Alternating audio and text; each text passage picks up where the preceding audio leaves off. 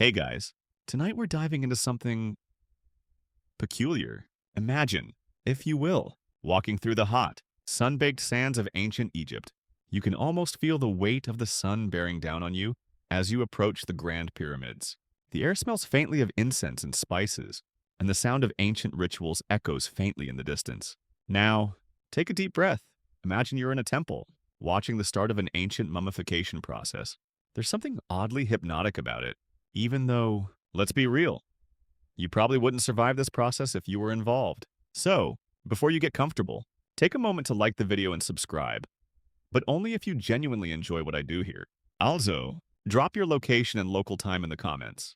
I'm curious where you're watching from. And hey, it's always fun to imagine we're all in different parts of the world, together in this journey. Now, dim the lights, maybe turn on a fan for that soft background hum, and let's ease into tonight's journey together.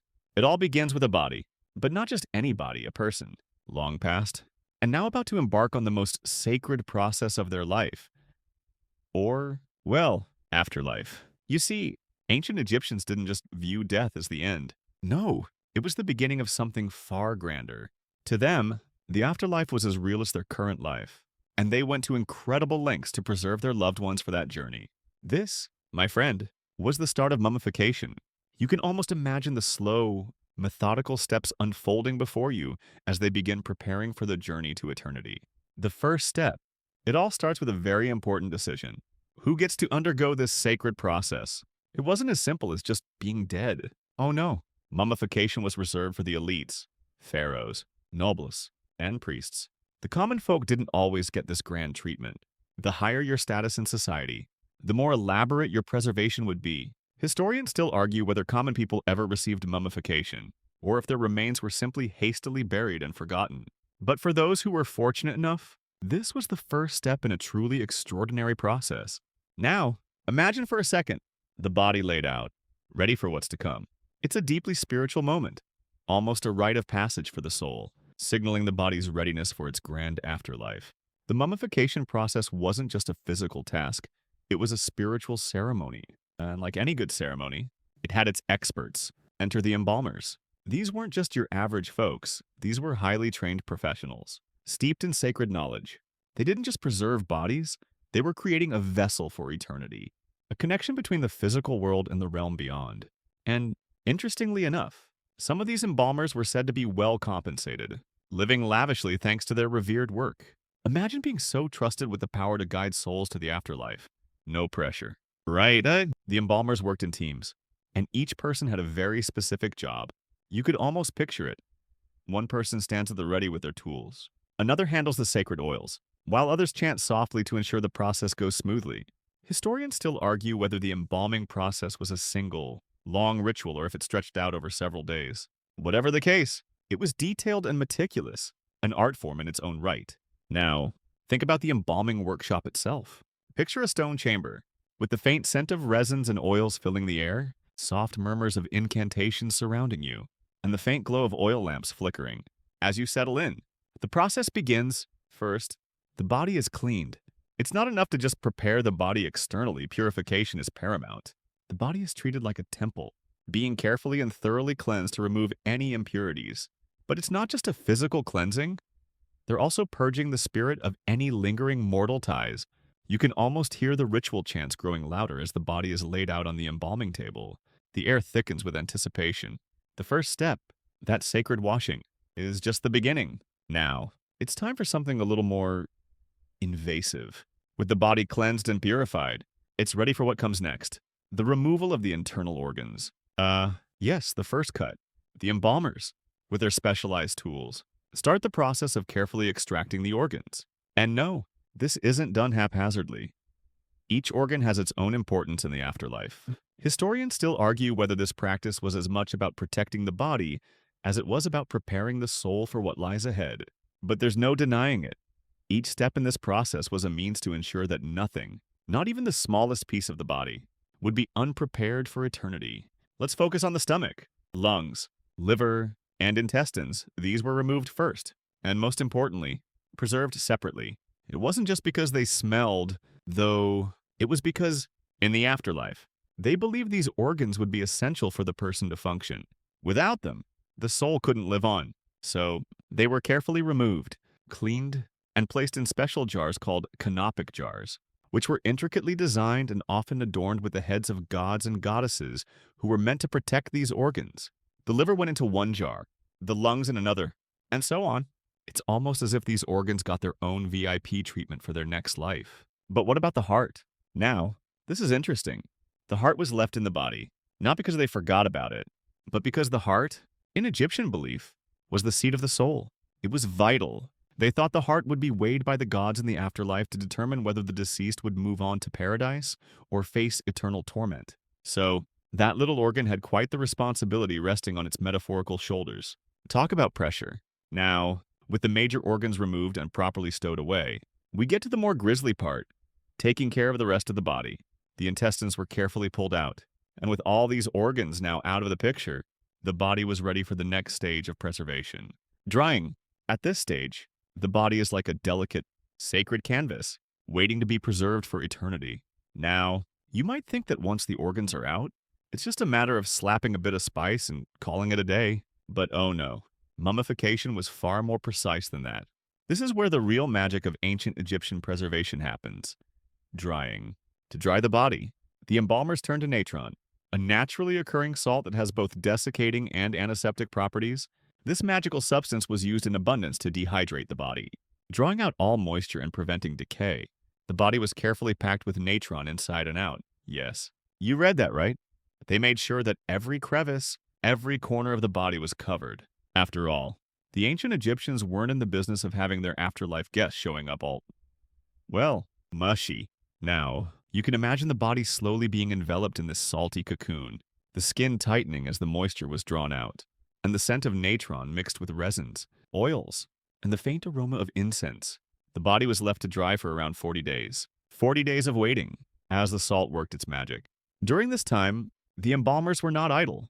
They were busy with other tasks, like preparing the canopic jars to hold the preserved organs and ensuring the body remained in the right position. This was a delicate balance, as a mistake in positioning could disturb the preservation process and ruin the whole afterlife plan. Historians still argue how much natron was actually used in mummification. Some believe it was just the outer layer of the body that got the heavy salt treatment, while others think it was the deep tissue as well. But regardless, natron was the superstar here, ensuring that when the body eventually re-entered the tomb, it was dried out and perfectly preserved. Once the drying process was complete, something else needed to happen. Something that would solidify the body's eternal state. The final cleansing. After the long wait, the body was carefully washed again. This time to remove the natron residue, a layer of oils and resins was applied, sealing the body and giving it that iconic glossy finish that we now associate with mummies. This process wasn't just about appearance, it was another layer of spiritual protection, a way to seal in the essence of the deceased and keep them safe from anything that could corrupt them in the afterlife. Now, picture that moment. The body, dried, preserved, and ready to begin its final transformation. The mummification process was nearing its final stages, but before the body could be sent to the tomb, there was one final ritual to perform. The opening of the mouth ceremony. Sounds strange, right? But this ritual was absolutely essential in the mummification process. Imagine the scene. The embalmers gather around the nearly finished mummy, their hands steady and their chants filling the air. They weren't just preparing the body for the afterlife, they were preparing the soul. This was the final moment, the last touch that would bring the body to life. Again, symbolically speaking, of course, the purpose of the opening of the mouth was to restore the senses of the deceased, allowing them to eat, speak, and breathe in the afterlife. The embalmers performed the ceremony by touching a special implement to the mummy's mouth, essentially symbolically opening it. This allowed the deceased to communicate with the gods and receive offerings in the afterlife, making them ready to pass through the trials of the afterlife safely. Historians still argue whether this ritual was merely symbolic, a way to encourage the deceased's soul, or if it was believed to be absolutely necessary to ensure that the deceased's body remained functional in the afterlife. Regardless, this ceremony was no small thing. It was a final blessing, a last plea for the soul's survival. Without it, the body would remain trapped, incapable of moving on. The act was deeply spiritual. And while we might chuckle at the idea of opening a dead person's mouth, to the ancient Egyptians, this ritual was crucial. It was not only about the body, it was about ensuring the person could still live in the afterlife, fully functional and capable of interacting with the world of the gods. It's almost like a modern-day reboot, where the person is not just physically preserved, but spiritually revived for the journey ahead. Now, as the ritual comes to an end, you can almost feel the calm in the room. The body is ready for its final step. The preparations have been made, and the soul is now considered safe, ready to embark on the journey to the afterlife. But there's still one thing left to do: preserving the body for that next monumental stage. Now that the body has been purified, cleansed, and ritually opened, it's time for the final steps, the most iconic part of the mummification process: the removal of the brain and the careful handling of the rest of the body. While the embalmers were performing the opening of the mouth ceremony, other specialists were preparing for the extraction of the brain and the organs. And the next part of the process would be a little unnerving by today's standards. But back then, it was the last vital step in the journey to the afterlife. Let's talk about the brain. The ancient Egyptians, though brilliant in many ways, didn't quite grasp the brain's significance. Unlike the heart, which was preserved with great care because they believed it contained the soul, the brain was considered useless. Think about that for a second. The brain, the very thing that controls our thoughts, our emotions, our consciousness, was just discarded like it wasn't even important. So, the embalmers took a long, hooked tool and inserted it into the nostrils of the deceased, twisting and pulling out the brain. The brain was then removed through the nose in a rather unpleasant way. The ancient Egyptians believed that the heart was the true seat of intelligence, so the brain was discarded without ceremony. Historians still debate the exact reason behind this strange practice. Some argue that the Egyptians believed the brain was a useless organ, while others think that they simply didn't understand its role in the body. Either way, once the brain was removed, it was typically discarded, though, oddly enough, some believe it may have been left to decay, as it was not preserved in the same manner as the other organs. It's a fascinating contrast, isn't it? The Egyptians were so meticulous about preserving some parts of the body, yet the brain was left behind like an afterthought. After the brain was removed, the body was carefully prepared for its final phase, the bandaging. The embalmers had to ensure the body was completely preserved and securely wrapped, so it could travel to the afterlife without falling apart. This process took considerable time and skill. The body was coated in resins and oils before being wrapped in linen bandages. But it wasn't just a simple wrapping. Each layer of linen was interspersed with oils, amulets, and other materials to protect the body. You can almost picture the embalmers, each carefully wrapping the body with reverence, their hands steady, their eyes focused. Historians still argue about whether the process of wrapping the body was purely practical or also deeply spiritual. The amount of linen, resin, and other substances used could sometimes be extensive, with some mummies being wrapped in hundreds of yards of cloth. Some even believed that the quality of the bandages depended on the wealth and status of the individual. The higher the status, the more elaborate the wrapping, often with intricate designs and sometimes even gold leaf. This part of the process was as much about protection as it was about the aesthetic. The bandages ensured that the body would stay intact, while the accompanying amulets and charms were placed strategically to ward off evil and help guide the soul through the afterlife. By the time the final layer of bandages was applied, the body was almost unrecognizable. But it wasn't just wrapped, it was completely sealed, ready for the tomb. And as this step neared completion, you could almost feel the sacred silence in the room. Everything was nearly in place. The body was now ready for its final journey, resting as if in a deep slumber, waiting for its final destination, with the body wrapped in layers upon layers of linen and resins, sealed for eternity. It's time to move on to what many consider the final ceremonial stages, the canopic jars and resin application. But before we dive into that, imagine yourself as the deceased now, wrapped tightly and placed gently on the embalming table. You're being cared for, nurtured by the hands of experts, yet you're not truly gone. Your essence, your soul, will soon embark on an incredible journey, and the embalmers are making sure you're ready for it. Let's talk about those canopic jars. These jars were no ordinary containers. They were specifically made to hold the organs that had been carefully removed and preserved. There were 4 jars in total, each designed to hold one of the key organs: the liver, lungs, stomach, and intestines. But here's the fun part. Each jar was topped with the head of a protective deity, representing different aspects of the deceased's spiritual journey. You had the human-headed jar for the intestines, the jackal-headed jar for the stomach, the falcon-headed jar for the lungs, and the baboon-headed jar for the liver. Historians still debate whether these jars were purely practical or symbolic. Some suggest the heads of the gods served as guardians of the organs, ensuring that the deceased would be well looked after in the afterlife. Others argue that these jars were simply practical solutions for keeping the organs separate and protected. allowing the soul to journey through the underworld without fear of bodily harm. Whatever the case, these jars played a key role in ensuring that the organs, which were so crucial for the afterlife, were preserved in perfect condition. Once the organs were sealed in their jars, they too were placed in the tomb with the mummified body. These jars were often placed in niches alongside the body, ensuring that the deceased had everything they needed to survive and thrive in the afterlife. Picture this. As the final jars are sealed, the air is thick with incense, and the embalmers stand in quiet reverence. The body is now fully prepared, but there's still one thing left: the final resin application. The embalming team now coats the entire wrapped body with a thick layer of resin. This resin wasn't just for decoration, oh no. It had a much more important role. The resin created a hard, durable shell around the body, ensuring that the mummified form would remain intact for thousands of years.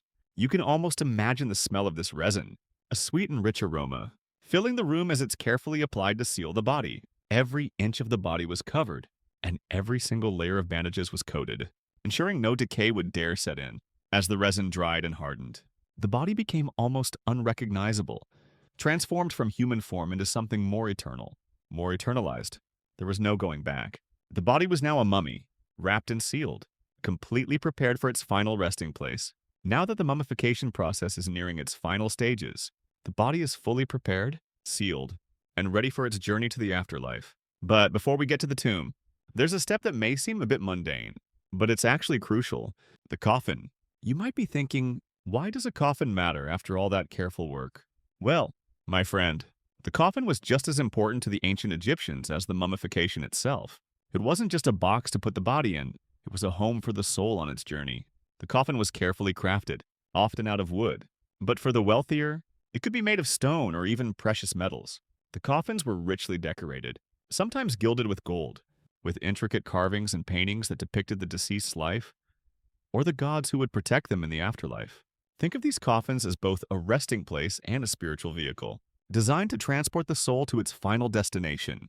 Some coffins were even designed to resemble the deceased themselves. Imagine a beautifully painted face staring out at you, welcoming you into the afterlife. Historians still argue about whether the coffin was simply a protective shell for the mummy, or if it played a more symbolic role in the journey to the afterlife. Was it the coffin that ensured the soul's safe passage, or was it the body inside? Some scholars suggest the coffin represented the deceased's identity, acting as a vessel to help guide the soul to its final resting place. In either case, the coffin was a vital part of the transition from the mortal world to the spiritual one. As the coffin is sealed and placed in its final position, you can feel a sense of finality wash over you. The body is ready, it has completed its transformation. The tomb is prepared, the coffin secured, and the moment of the soul's departure is now imminent. But before we close the lid on this chapter, let's take a step back. You've seen the body being prepared, wrapped, sealed, and protected, but the afterlife wasn't just about the body. It was about ensuring the soul could thrive once it passed through the gates of the underworld. This brings us to the next piece of the puzzle: the spells and incantations that were written to accompany the body. These were just as essential to the process as the physical preparation. Without them, the soul might get lost, trapped in the underworld, or never find its way to the blissful afterlife.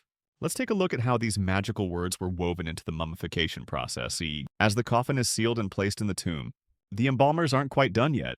Oh no, there's still one vital step in this whole mummification process that can't be overlooked: the spells and incantations. These weren't just decorative hieroglyphs scribbled here and there. No, these were essential guides to ensure the soul had a safe journey through the perilous afterlife.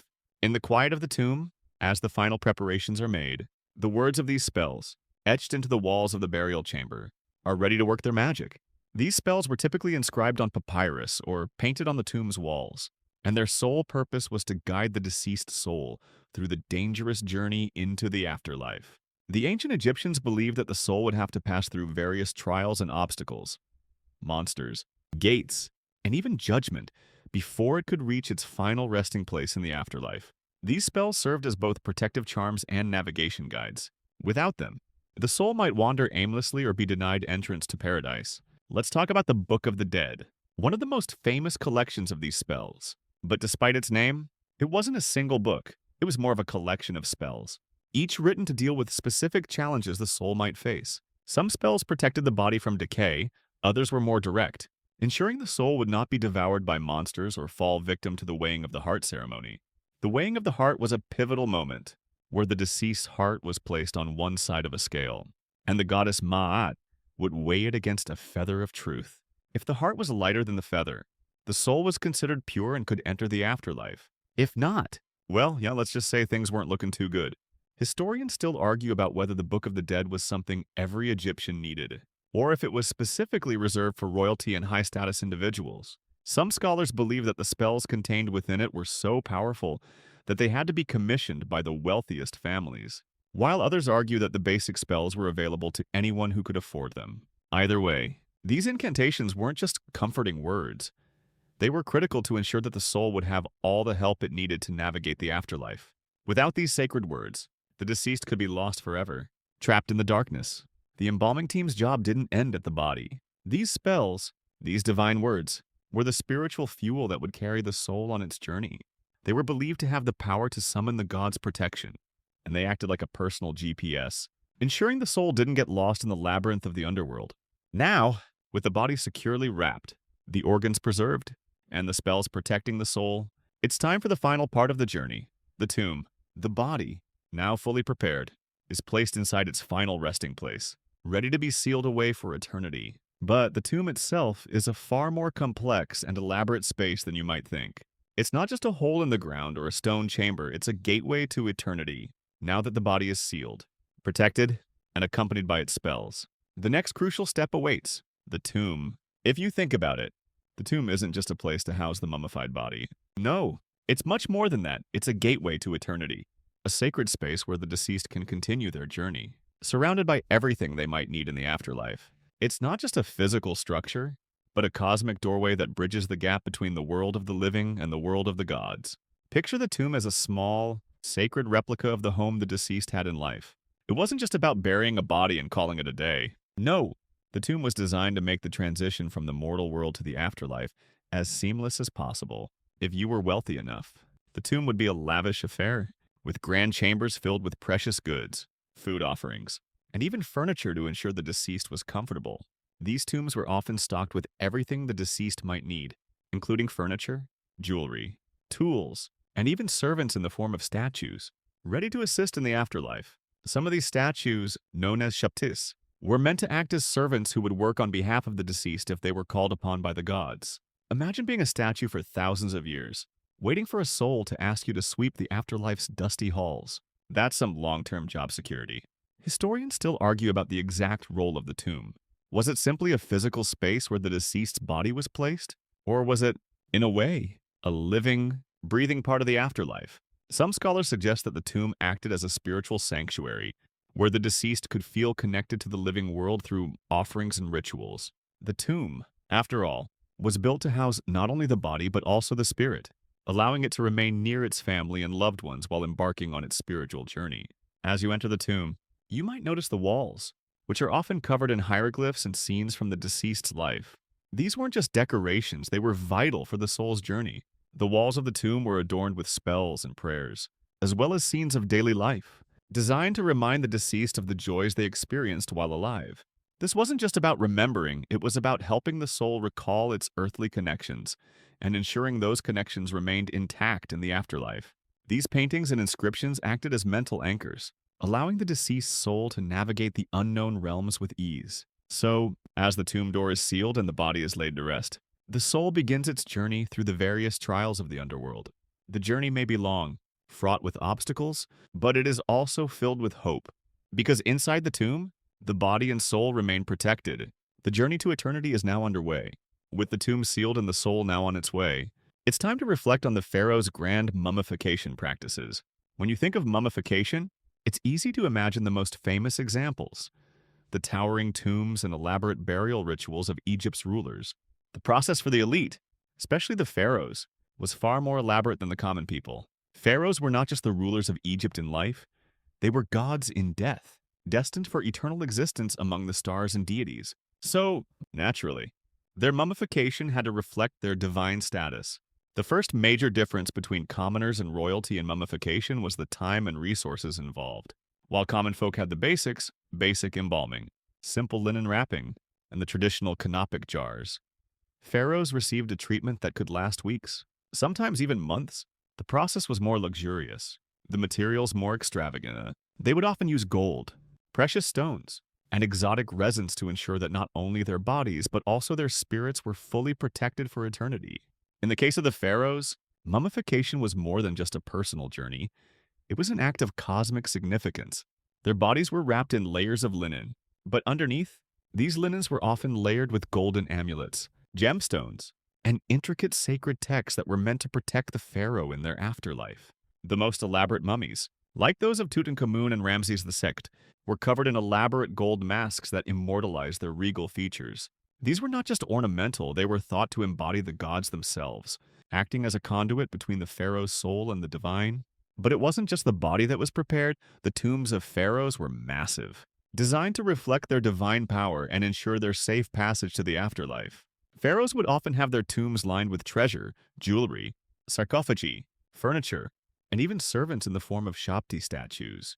They didn't just want their body preserved, they needed to ensure that everything they had in life, every object they treasured, would accompany them into eternity. These treasures weren't just for show, they were meant to sustain the soul and provide the necessary comforts for the pharaoh as they traveled through the underworld. Historians still argue about the exact reason for all this lavishness. Was it a way to demonstrate the pharaoh's divine right to rule? Or was it a practical method of ensuring their soul would be preserved for all eternity?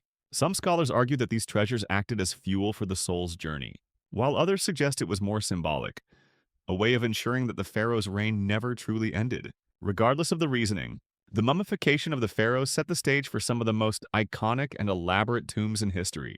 So, as the mummification process winds down and the pharaoh's body is sealed in its golden coffin, there's an overwhelming sense of purpose.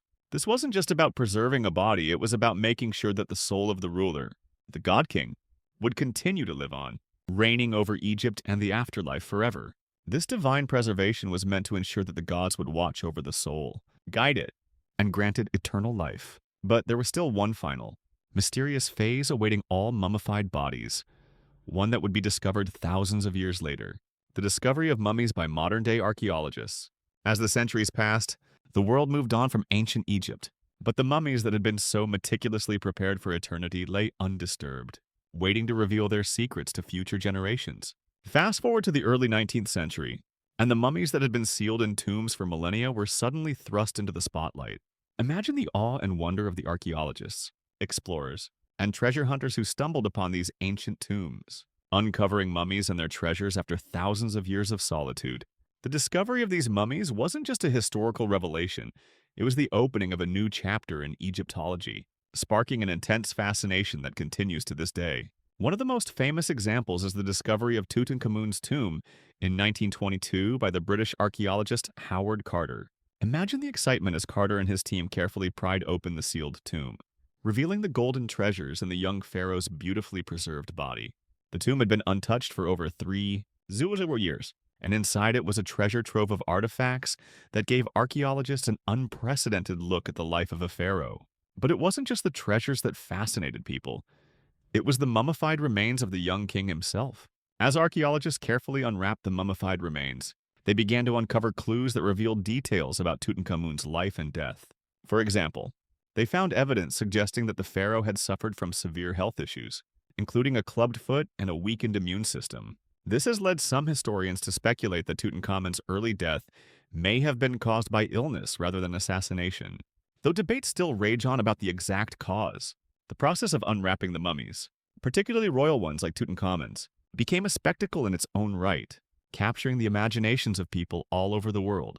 Historians and archaeologists still debate the methods used to uncover these ancient bodies. Some argue that the process was too intrusive, while others believe that careful unwrapping was necessary to fully understand the ancient Egyptians' burial practices. One of the main concerns that archaeologists faced was preserving the mummies for future generations, as the unwrapping process could damage the delicate remains. Still, despite the potential damage, the discovery of these mummies provided unparalleled insight into the complex rituals of the ancient Egyptians, revealing how far they went to preserve not just the bodies of their dead, but also the lives they hoped to lead in the afterlife. As the years passed, more mummies were discovered in tombs across Egypt, and each discovery seemed to reveal new mysteries. Ramses II, the great pharaoh, had been mummified with the utmost care, but his tomb was discovered much later, hidden away in a secret location, the Valley of the Kings, where many of Egypt's most famous pharaohs were buried, became a treasure trove for archaeologists, each discovery opening new doors to understanding Egypt's ancient mummification rituals. But beyond the sheer thrill of uncovering treasure, these discoveries were also a reminder of the incredible skill and artistry that went into creating mummies. The ancient Egyptians weren't just preparing bodies for burial, they were preparing them for an eternal life, crafting not just physical preservation, but a means of achieving immortality. These mummies, with their intricate wrappings, their golden masks, and their well-preserved organs, stand as a testament to the belief that life didn't end with death, but continued on forever in the afterlife. As the discoveries of mummies continued, the fascination with them only grew. The ancient Egyptians' obsession with immortality and preservation wasn't just about physical bodies, it was about leaving behind a legacy that would transcend time. But while mummification may seem like an ancient practice, its influence has stretched far beyond the tombs of Egypt. In fact, the legacy of mummification can still be seen in modern times, both in popular culture and in the ongoing study of Egyptology. Let's start with the obvious. Mummies in pop culture. From movies to books to television, mummies have been a source of fascination for generations. The famous mummy films, with their eerie atmosphere and ancient curses, have kept the idea of mummies alive in the collective imagination. But this isn't just about horror flicks. The mummy trope has evolved over time, from a symbol of fear to a subject of fascination, whether in movies like The Mummy or novels like The Jewel of Seven Stars. Mummies represent not just the preservation of the body, but the preservation of history itself. But it's not all just about scary stories and adventure films. The study of mummies, what we now call Egyptology, has become an entire field of research, dedicated to understanding the complexities of ancient Egyptian culture and its mummification practices. Archaeologists and researchers continue to study mummies, unraveling secrets about ancient Egypt's rituals, medicine, and even diet. Advances in CT scanning and DNA testing have allowed scientists to explore mummies without physically unwrapping them, providing valuable insights into the health and lifestyle of ancient Egyptians. For example, scientists have been able to determine the cause of death for many pharaohs and high-ranking individuals, providing a more accurate picture of their lives. One of the most remarkable discoveries came in the 1990s, when researchers used CT scans to examine the mummies of ancient Egyptian kings. They were able to determine how Ramses II, for instance, had died of heart failure due to his extensive physical stress. The scans revealed his body was severely worn, but the secrets locked within his mummified remains told a deeper story. Technology allowed modern scientists to peer into the past in ways that were previously unimaginable. With these new tools, Egyptologists can now recreate how ancient Egyptians lived, how they cared for their dead, and how the mummification process itself was a critical part of their worldview. Historians still argue about the extent to which ancient Egyptians saw their practices as a literal pathway to the afterlife, or simply as symbolic rituals designed to ensure the soul's survival. Was mummification about ensuring immortality, or was it about reinforcing the idea that the physical world and the spiritual world were intricately connected? Scholars still debate the religious and philosophical motivations behind the Egyptians' obsession with preservation. Some argue that it was about a continuity of existence, while others believe it was a means of asserting control over death, turning the end of life into another stage of being. Today, Egyptologists and scientists continue to probe deeper into these questions, and with each new discovery, the ancient Egyptians reveal more about their practices and their beliefs. And, of course, the public's fascination with mummies shows no signs of slowing down. It seems that no matter how much we uncover about these ancient rituals, there's always another layer to peel back, another mystery waiting to be solved. As we look to the future, it's clear that the legacy of ancient Egyptian mummification will continue to inspire and intrigue generations to come. Whether through scientific study, artistic expression, or popular culture, the mummies of Egypt remain a testament to one of humanity's most fascinating and enduring rituals: the desire to defy death and achieve eternity. As the centuries pass, the legacy of mummification continues to ripple through the world in more subtle ways. We see it in the way we approach death and immortality, in the myths and legends we tell, and even in our modern rituals of remembrance. Ancient Egypt's dedication to preserving the body, spirit, and memory offers us more than just mummies to study. It gives us a lens through which we can examine our own mortality and desire for eternal life. It's fascinating, isn't it? Despite being thousands of years removed from the ancient Egyptians, we still see reflections of their practices in our modern world. Think about the preservation of human bodies in today's world.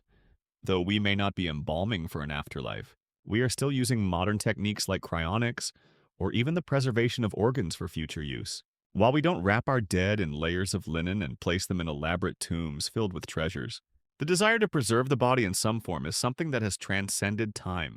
And let's not forget the science of embalming in modern funerary practices, which directly descends from ancient Egypt's advanced preservation techniques. But, of course, we also look to memorialization and legacy in ways that echo ancient Egypt's approach to death. Think about how we commemorate our loved ones today through memorials, photographs, and the digital legacies we leave behind. It's not so different from how the ancient Egyptians viewed tombs and statues. The Egyptians understood that the body, while sacred and important, was only one part of the equation. The memory, the legacy, was what truly lived on. Today, we honor the dead in ways that allow their legacies to continue, just as the ancient Egyptians did with their magnificent tombs and treasures. The continued fascination with mummies, too, points to a modern desire to engage with the past, to connect with those who came before us. Egyptologists, archaeologists, and even enthusiasts who visit the tombs and museums filled with these ancient bodies are participating in a kind of dialogue with history. There's something deeply human in that, isn't there? To be able to reach across time and glimpse another world, a world where death was not an end but a transition. We look at mummies not just as preserved remains, but as symbols of a civilization that believed in eternity, in the continuity of life, and in a connection between worlds. Historians and archaeologists still argue about the broader implications of Egypt's mummification practices. Was it an act of faith, a way to honor the gods, or was it simply an advanced scientific procedure in the name of preservation? Some scholars argue that the Egyptians' devotion to mummification was deeply rooted in their beliefs about the soul, while others believe it was a political tool to reinforce the divine power of the pharaohs. Regardless of the interpretation, one thing remains clear.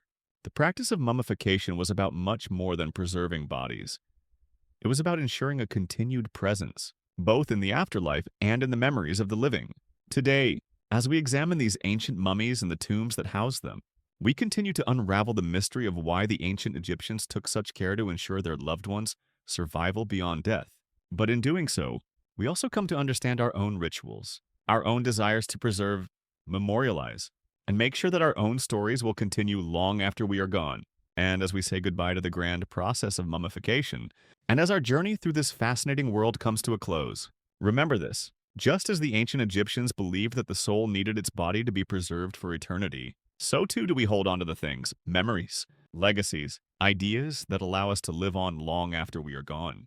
As we reach the final chapter of our journey through ancient Egypt's fascinating mummification process, it's time to take a step back and reflect on everything we've learned.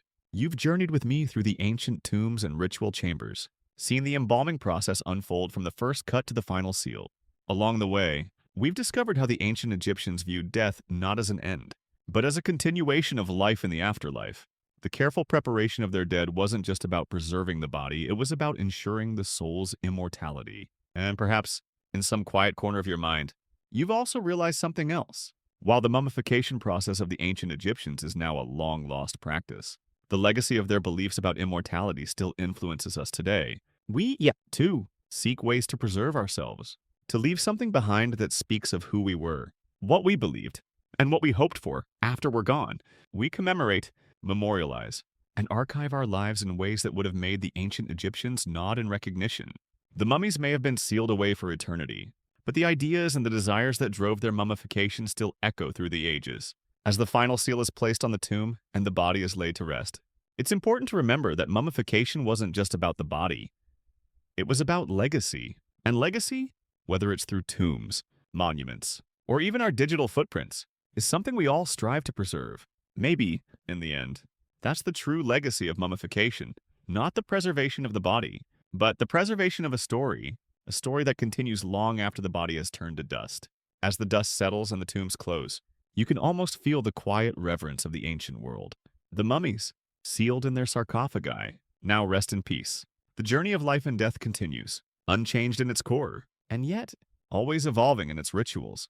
Perhaps, in the next life, we'll look back at the legacy we've left behind with the same reverence that we now feel for the ancient Egyptians and their elaborate mummification practices. Take a moment to reflect on this. What do we leave behind? What stories, treasures, or memories will survive us? The ancient Egyptians may have had their mummies and their tombs, but we too have our stories, our digital selves, and the imprints we leave in the world. Just like the pharaohs, we're all striving for something that transcends death. Now, take a deep breath and let this history settle into your mind. Close your eyes and drift off into a world where the ancient past and the present meet. Mummification may be a practice of long ago, but the desire for immortality, the desire to be remembered, lives on in all of us. Hey guys, tonight we're diving into something a little different, an ancient Egyptian secret that might just surprise you. Beer. Yes, you heard that right. Imagine yourself standing in the bustling streets of ancient Egypt, where the sun blazes high above, and you can almost taste the dry heat of the desert air. But wait, take a deep breath. What if, instead of water, the refreshing drink you're handed is beer? It's not the cold, crisp kind we're used to today, but something thicker, more complex, a drink that has been brewed for centuries. Sounds odd, right? Well, you might be surprised to find out that beer wasn't just a casual drink in ancient Egypt.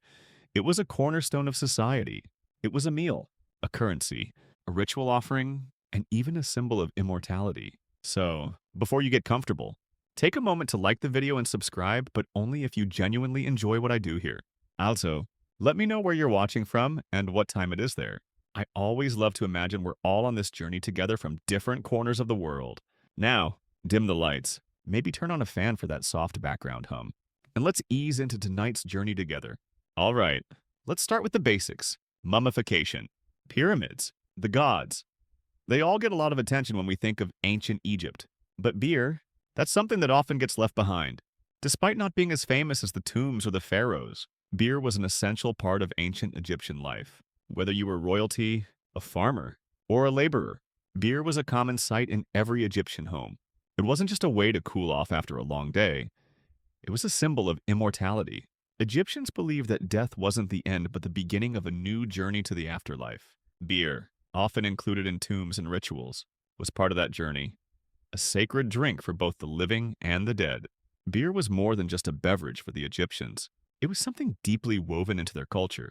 From the workers who built the pyramids to the pharaohs who ruled the land. Whether you were a farmer, a priest, or even a god, you likely drank beer daily. And though it may not have resembled the brew we sip today, it was just as important to their lives as it is to our own. But before we get ahead of ourselves, let's take a closer look at how ancient Egyptians actually made their beer. Grab a seat and let's begin. All right, so how did the Egyptians brew their beer? Let's step into their shoes for a moment and imagine the process. First off, the ingredients. To brew beer, the ancient Egyptians relied on barley, water, and emmer wheat. Sound familiar? It's the foundation of almost all ancient brewing. The barley, of course, was essential for the fermentation. But they didn't just pop it into a pot and call it a day. No, brewing beer in ancient Egypt was an art, and it started with the malting process. Now, you're probably thinking, malting, what's that? Well, let's get into it. To begin, the barley was soaked in water, which allowed it to germinate. This wasn't just any soaking. Mind you, it was a slow, careful process. After the barley germinated, it was spread out to dry, creating what we now call malt. But it wasn't just about letting nature do its thing. These grains were then carefully roasted, which gave the beer its signature flavor. You could say that the Egyptians were early pioneers in the world of flavors and fermentation, giving their beer a depth that would be difficult to match. But here's the twist. After the malting process, the Egyptians didn't just crush the barley and start boiling. No, they had a special technique. The malt was mixed with water and other ingredients, like dates or figs, which would add sweetness. This was then poured into large clay vessels, left to ferment naturally with the wild yeast in the air. Sometimes they'd add spices, herbs, or even fruit to enhance the taste, depending on the class or occasion. This, my friend, was the beginning of the brewing process. Historians still argue whether the Egyptians fully understood the fermentation process as we do today. Some say they stumbled upon it by accident, while others believe they were already savvy scientists in their own right, experimenting and refining their methods. Whatever the case, the result was a beer that was rich, thick, and often more porridge-like than what we're used to today. The ancient Egyptians didn't sip their beer from a glass. Instead, they drank it with a straw, typically from a large clay vessel. And let me tell you, this beer wasn't for just anyone. While commoners drank a simpler, thicker beer, the elite had access to more refined brews, sometimes even flavored with exotic resins or fruits. You can almost picture the scene now, the bustling Egyptian marketplaces, with the sweet smell of freshly brewed beer in the air, and every street corner filled with these large pots, brewing up something truly special. Now, let's move on to the most exciting part of the brewing process, fermentation. But before we get into the gory details, let's talk about what happened next after the malt was mixed with water and other ingredients. You might think that beer is just about mixing water and barley, but the Egyptians knew better. They knew that fermentation, the magic of beer making, was what would turn those humble grains into a rich, flavorful drink. Imagine the scene. Large clay jars filled with this thick, sweet-smelling mixture. These jars would be placed in a warm, dark corner of the brewery, left to ferment. Unlike the clear, bubbly brews we're used to today, Egyptian beer was a far thicker concoction. It often had a porridge-like consistency, like something you might slurp with a spoon. The mixture sat there for a while, allowing the natural yeast to work its magic, turning those sugars from the barley into alcohol. Historians still argue over the exact details of the fermentation process. Was it done in open containers, where wild yeast in the air did the work? Or were there other methods, like adding specially cultivated yeast to the mix? It's still a mystery that hasn't been fully solved. What we do know is that the beer produced in ancient Egypt wasn't something you'd throw back in a single gulp. Instead, it was often consumed in small, ceremonial sips, especially in the context of religious rites. It wasn't just a drink to quench thirst, it was a drink to connect with the divine, a liquid bridge between the living and the gods. In fact, beer played a significant role in ancient Egyptian religion. Beer was considered a sacred gift, a part of offerings to the gods. The famous goddess Hathor, who was the goddess of music, love, and intoxication, was also linked to beer. She was often depicted as the one who gave the Egyptians the gift of beer, and her image was frequently associated with festivities and rituals where beer was consumed in abundance. So, imagine now, the beer bubbling gently in the pots. As it fermented, it transformed from a simple paste into something drinkable, with a slightly sour, tangy taste. But it wasn't just about getting drunk. No, this beer had a much higher purpose. It was a connection to the spiritual world, a sacred offering that would be consumed in temples, during feasts, and at royal celebrations. And the result of this fermentation process, well, it wasn't just for the commoners. Pharaohs and nobility drank beer that had been brewed with more precision, sometimes with fruits and spices mixed in to give it a more refined taste. Even though the beer they drank was still relatively thick, it was considered a symbol of divine favor, imbued with the essence of the gods themselves. This wasn't just beer. This was a drink with a purpose. Now that we've covered the fermentation process, let's dive into what it was like to actually drink this ancient Egyptian brew. The beer they drank wasn't served in the modern, delicate glasses you might picture in a tavern. No, this was a much more rustic experience. Egyptian beer, thick and unfiltered, was often drunk through a reed straw. Picture this? You're sitting with the common folk, or perhaps even with the pharaohs themselves, sipping this hearty, almost porridge-like brew from a clay jar, the straw dipping into the thick, cloudy liquid. It wasn't about enjoying a crisp, chilled drink. It was about nourishing the body, connecting with the divine, and, honestly, getting a little tipsy in the process. The beer itself was, in a sense, more of a meal than a beverage. It was thick enough to be eaten with a spoon, especially for the common people who didn't have the luxury of fancy feasts and fine wine. It was served in large communal vessels, where groups of workers, priests, or nobility could share in the drink together. The sharing of beer, much like sharing a meal, was a social bond, something that tied people together. For the wealthy, the beer was often flavored with different ingredients, such as dates, figs, and even honey. These additives would give the beer a sweetness that would contrast nicely with the otherwise sour, yeast-driven flavor. This more refined brew, of course, would likely be served in more elegant, gilded cups or bowls during royal banquets. But the general idea was the same. Beer was about nourishment, community, and ritual. One of the quirkiest things about Egyptian beer was the way it was consumed during religious rituals.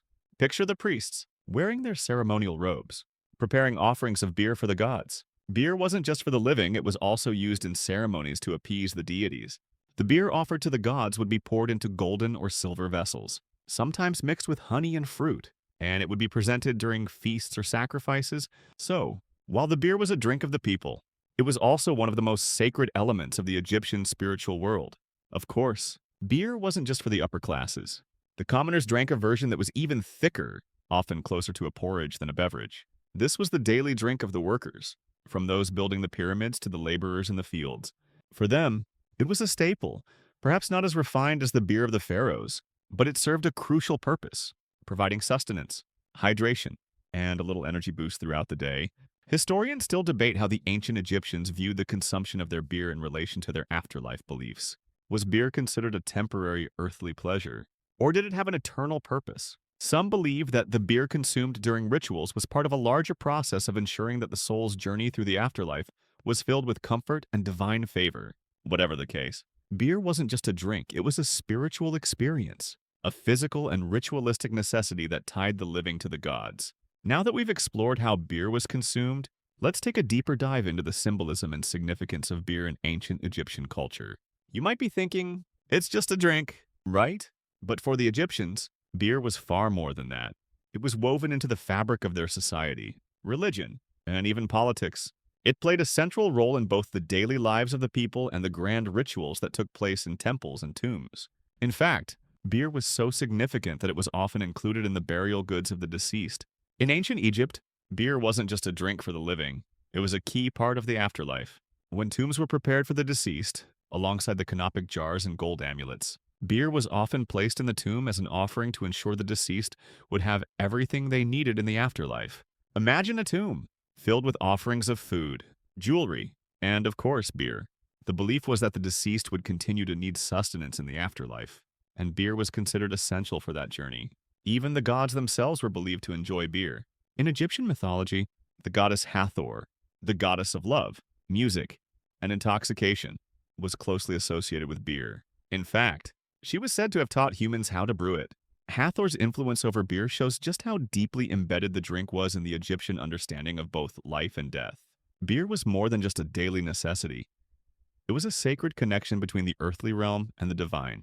The Egyptians believed that their souls would continue to live on in the afterlife, and beer was thought to be a part of that eternal journey. As the beer was consumed in temples and royal courts, it was believed to give those who drank it a spiritual connection to the gods.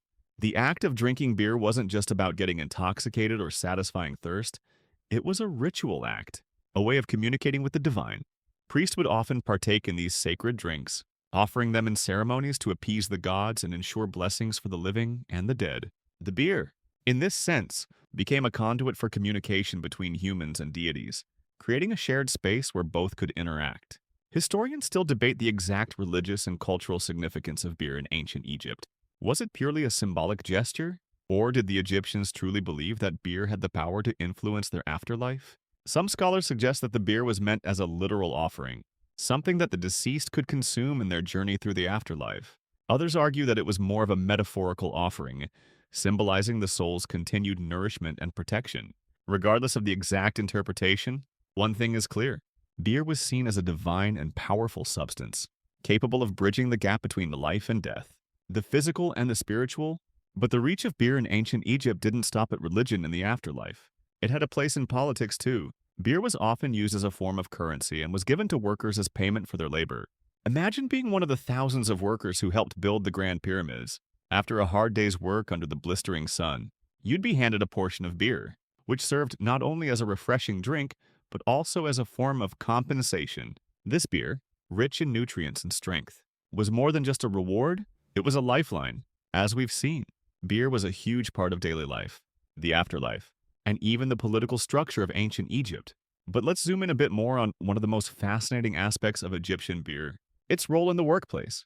Picture yourself in ancient Egypt, not as a royal or priest, but as one of the many laborers who helped construct the great monuments and tombs. You're working under the burning sun, moving large blocks of stone, carving intricate hieroglyphs, or laying the foundations for massive pyramids. But after hours of backbreaking labor, what could be more comforting than a mug of thick, hearty beer? Beer was one of the main forms of compensation for these workers. Unlike today's wages, where we're handed money for our work, ancient Egyptian workers were often paid in beer, not just a small sip, but substantial portions of beer that were nourishing and full of energy. You see, beer wasn't just a drink for the Egyptians, it was a meal in itself. This thick, nutrient-rich brew was packed with barley, dates, and other ingredients that gave it a hearty consistency. It wasn't something you just casually sip between tasks. It was something you drank to fuel your body, something that gave you the strength to keep working long after the sun had set. Historians still debate how exactly this beer was distributed. Some argue that it was served in large communal vats, with workers gathering around to drink together. Others suggest it was dispensed individually, with each worker receiving a set amount per day. Either way, The fact remains that beer was a central part of ancient Egyptian labor culture. Workers weren't just doing their jobs for the promise of a paycheck. They were working for something that was essential to their survival. Beer was both their sustenance and their reward. This practice also connects to something deeper about ancient Egyptian society. The people didn't view work and leisure as entirely separate entities. The work itself was often seen as part of a divine order, and beer, being a sacred drink, helped reinforce that connection. It wasn't just about earning a living, it was about contributing to something greater than yourself. The building of the grand tombs, the creation of monuments to the gods, and the preparation of sacred spaces for the afterlife.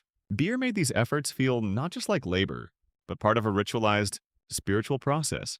Now, take a moment to consider this.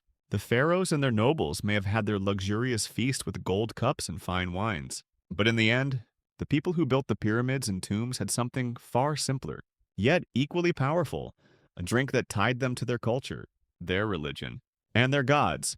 The beer served as a reminder that no matter your social class, everyone played a part in the eternal story of Egypt. Even the workers who toiled in the heat were part of the great cosmic plan. Their sweat and labor rewarded with a drink that kept their bodies strong and their spirits connected to the divine. And there's something else to consider. The beer served to the workers was thick and full of nutrients, which made it far more sustaining than the beer we're used to today.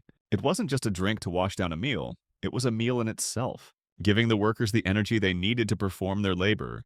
Unlike modern beer, which is often consumed in small quantities for relaxation or socializing, ancient Egyptian beer was functional, integral to their everyday lives, and symbolic of their connection to both the physical and spiritual worlds. Historians still argue whether the amount of beer consumed was strictly necessary for the workers' survival, or if it was a tool used to strengthen loyalty to the pharaohs. Some believe it served both purposes, nourishing the body and reinforcing the bond between the workers and the divine ruler. Others suggest that the beer was more about tradition and religious practice, a cultural staple meant to maintain social cohesion. Now that we've covered beer's importance in the workplace and daily sustenance, let's shift gears and talk about the sacred side of beer in ancient Egypt. If you thought beer was just a drink for the common folk or a reward for hard labor, you're in for a surprise. The ancient Egyptians believed that beer was a gift from the gods, and it wasn't just consumed casually. Beer had a sacred, ritualistic role that connected the living with the divine. This wasn't your typical have a cold one after work kind of beer. It was a spiritual offering, a key part of religious ceremonies, and a way of interacting with the gods. At the heart of this belief was Hathor, the goddess of love, music, and joy, but also the goddess of intoxication and beer. Hathor was often depicted as a woman with a cow's head, holding a scepter and an ankhs, symbols of life and power. She was the goddess who gave the ancient Egyptians the gift of beer. In many depictions, you'll see her offering a drink to the pharaohs or holding a jar of beer in her hands. Beer, for the Egyptians, was a way to honor the gods, and Hathor was the one who made it all possible. But it wasn't just Hathor who was linked to beer. Beer played a critical role in temple rituals and offerings. Priests would often present beer to the gods in elaborate ceremonies, pouring it into golden or silver vessels and offering it as a form of gratitude, reverence, and protection. Beer wasn't just about sustenance. It was about spiritual connection. The Egyptians believed that consuming beer was a form of communion with the divine, a way to partake in the divine essence.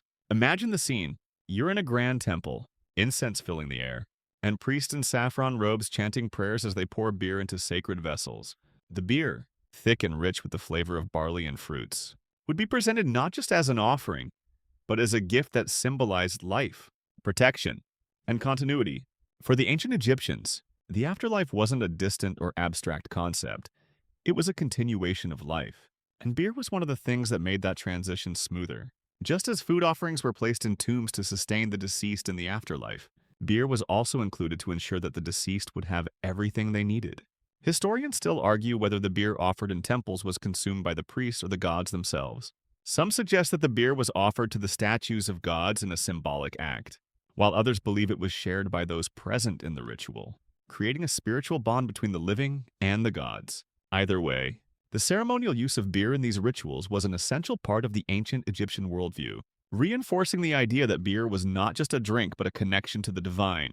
This sacred role of beer continued in funerary rituals as well.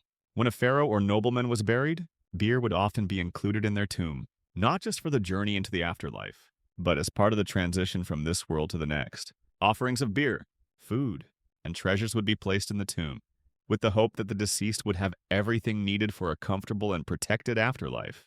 These offerings were believed to sustain not only the body but the soul, ensuring that the dead could continue their journey to eternity.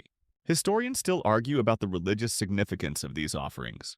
Was the beer meant to serve the practical purpose of feeding the soul in the afterlife?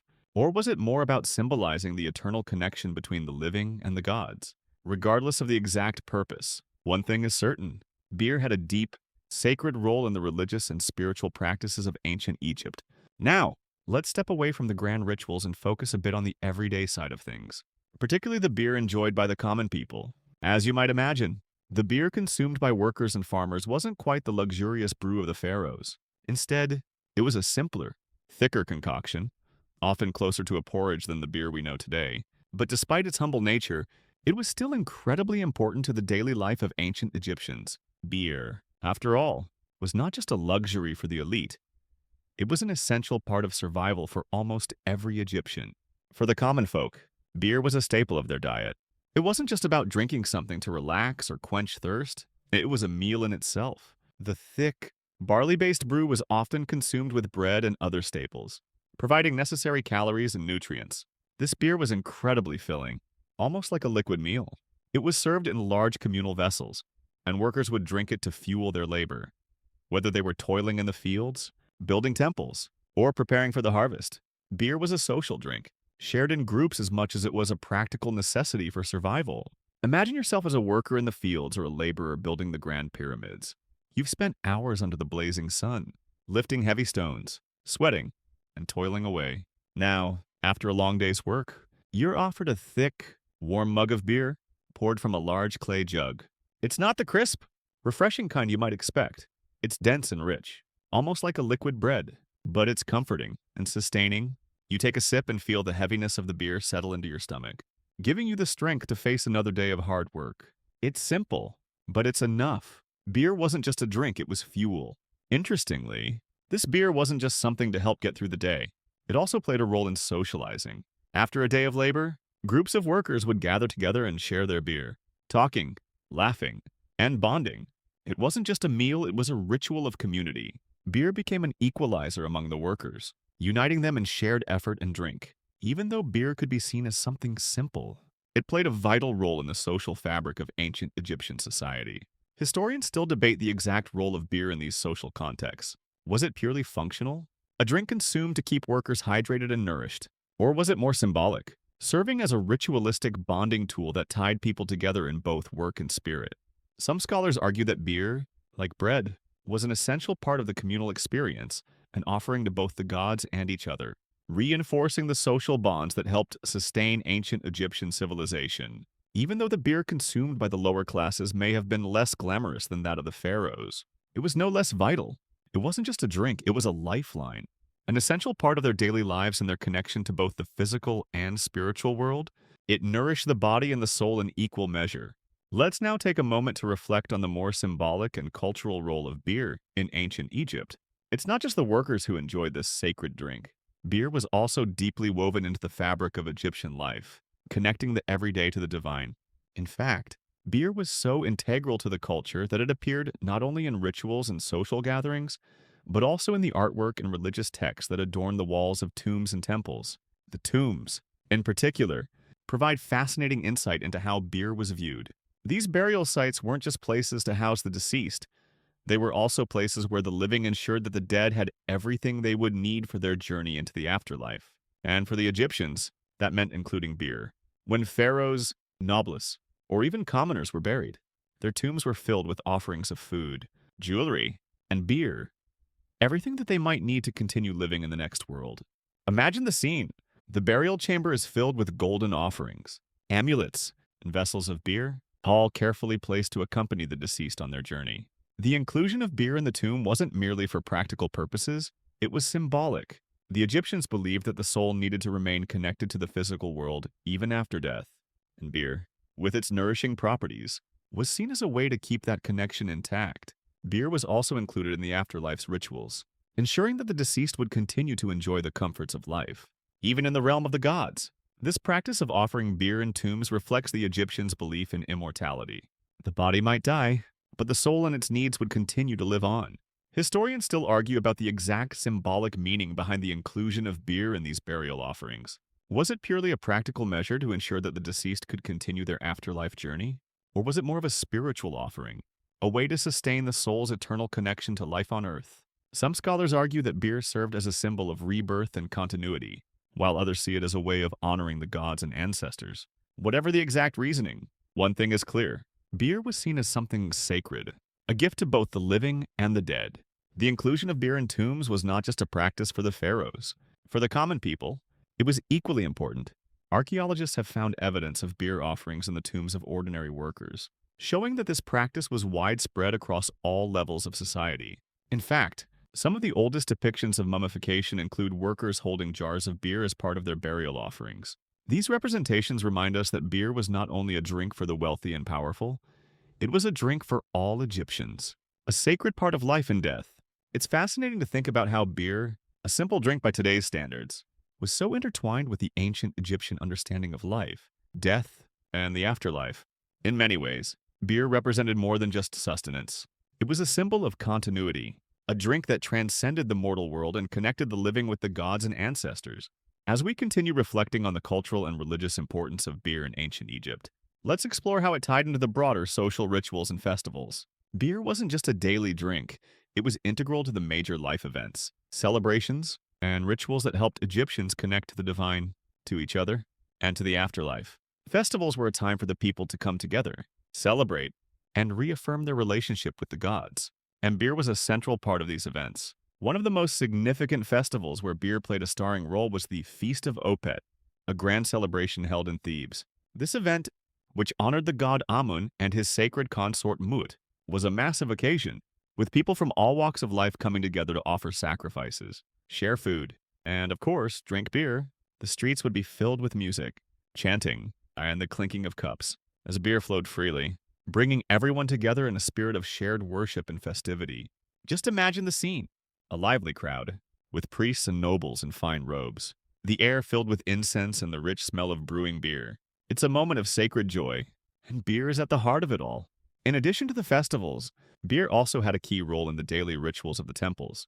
Priests, who were responsible for maintaining the divine order, would partake in beer during their daily rituals to honor the gods. The beer served during these ceremonies wasn't just for the physical body, it was seen as a vital offering, connecting the priests with the gods and the divine realm. Drinking beer was not only a way to honor the gods, but also a form of communion, a way to partake in the divine essence. As we think about these sacred rituals, it's important to recognize that the Egyptians didn't just see beer as a physical drink. It was a spiritual experience, a link between the mortal world and the afterlife. Historians still debate the exact role of beer in these rituals. Some argue that the beer was meant to nourish the body and ensure the health and prosperity of those who consumed it, while others suggest that it was more symbolic, an offering that helped maintain harmony between the living and the divine. Either way, one thing is certain: beer was far more than a mere beverage. It was a sacred drink, filled with power and meaning, and essential for maintaining the cosmic order. Imagine how different life must have been for the ancient Egyptians, with their beer not only quenching thirst but also connecting them to their gods and to eternity. Every sip was more than just a drink. It was a moment of communion, a part of the grand ritual of life, death, and the afterlife. Beer was more than a physical necessity. It was a tool for maintaining spiritual harmony and ensuring divine favor. The festival crowds, priests chanting, the beer flowing freely. This was a world where every drink had a higher purpose. And even today, as we look back on these ancient practices, the legacy of beer continues to linger. Whether it's in our own cultural rituals, our shared meals, or our simple enjoyment of a cold brew, the ancient Egyptians' belief in the power of beer to connect us to something greater still resonates. Now, as we move deeper into the fascinating world of Egyptian beer, it's impossible to ignore the medicinal role it played in both ancient society and the afterlife. Beer was more than just a drink. It was a cure-all, a remedy for ailments, and an essential part of Egyptian medicine. In fact, many ancient Egyptian medical texts reference the use of beer in treatments, and it was considered as important as herbs or potions. The thick, hearty brew wasn't just for celebrating or sustaining the body. It was used to treat everything from digestive issues to wounds, and sometimes even as an anesthetic during surgeries. It was, in essence, the ancient Egyptians' version of a multi-purpose tonic, used by both the wealthy and common folk alike. Imagine walking into the home of a healer or physician in ancient Egypt. You'd find a range of remedies on the shelves, from crushed herbs to finely mixed oils. And yes, beer. Often, the beer was combined with other ingredients, such as dates, spices, or herbs, to enhance its medicinal properties. For example, beer was sometimes used as a base for medicinal poultices, where it would be mixed with crushed plants and applied to wounds to speed up healing. Other times, it was consumed directly as a tonic for the stomach, soothing digestive issues, or even as a pain reliever for those suffering from arthritis or muscle pain. The Egyptians believed that beer had the power to cleanse the body from the inside out, purging toxins and restoring balance. Historians still argue about whether the Egyptians truly understood the medicinal properties of beer, or if they were simply following traditional practices. Some scholars believe that ancient Egyptian brewers, aware of beer's rich nutritional content, understood its ability to aid digestion and provide comfort. Others think that beer was largely used as a vehicle to deliver medicinal herbs and substances that were thought to have healing properties. Regardless of the reasoning, the inclusion of beer in medical practices speaks volumes about its importance in everyday Egyptian life. It wasn't just something to drink, it was an essential tool for health and healing, a bridge between the physical and the spiritual worlds. And it wasn't just the living who benefited from beer's medicinal properties. In the afterlife, beer was often included in the offerings made to the gods or placed in tombs to ensure the deceased would be healthy in the next life. Just as beer was considered a form of nourishment for the living, it was believed to help the deceased maintain their spiritual and physical well-being as they journeyed through the underworld. So, alongside food, jewelry, and other treasures, beer was placed in the tombs of pharaohs and nobles, ensuring that they would have everything they needed in the afterlife, including the restorative properties of their favorite drink.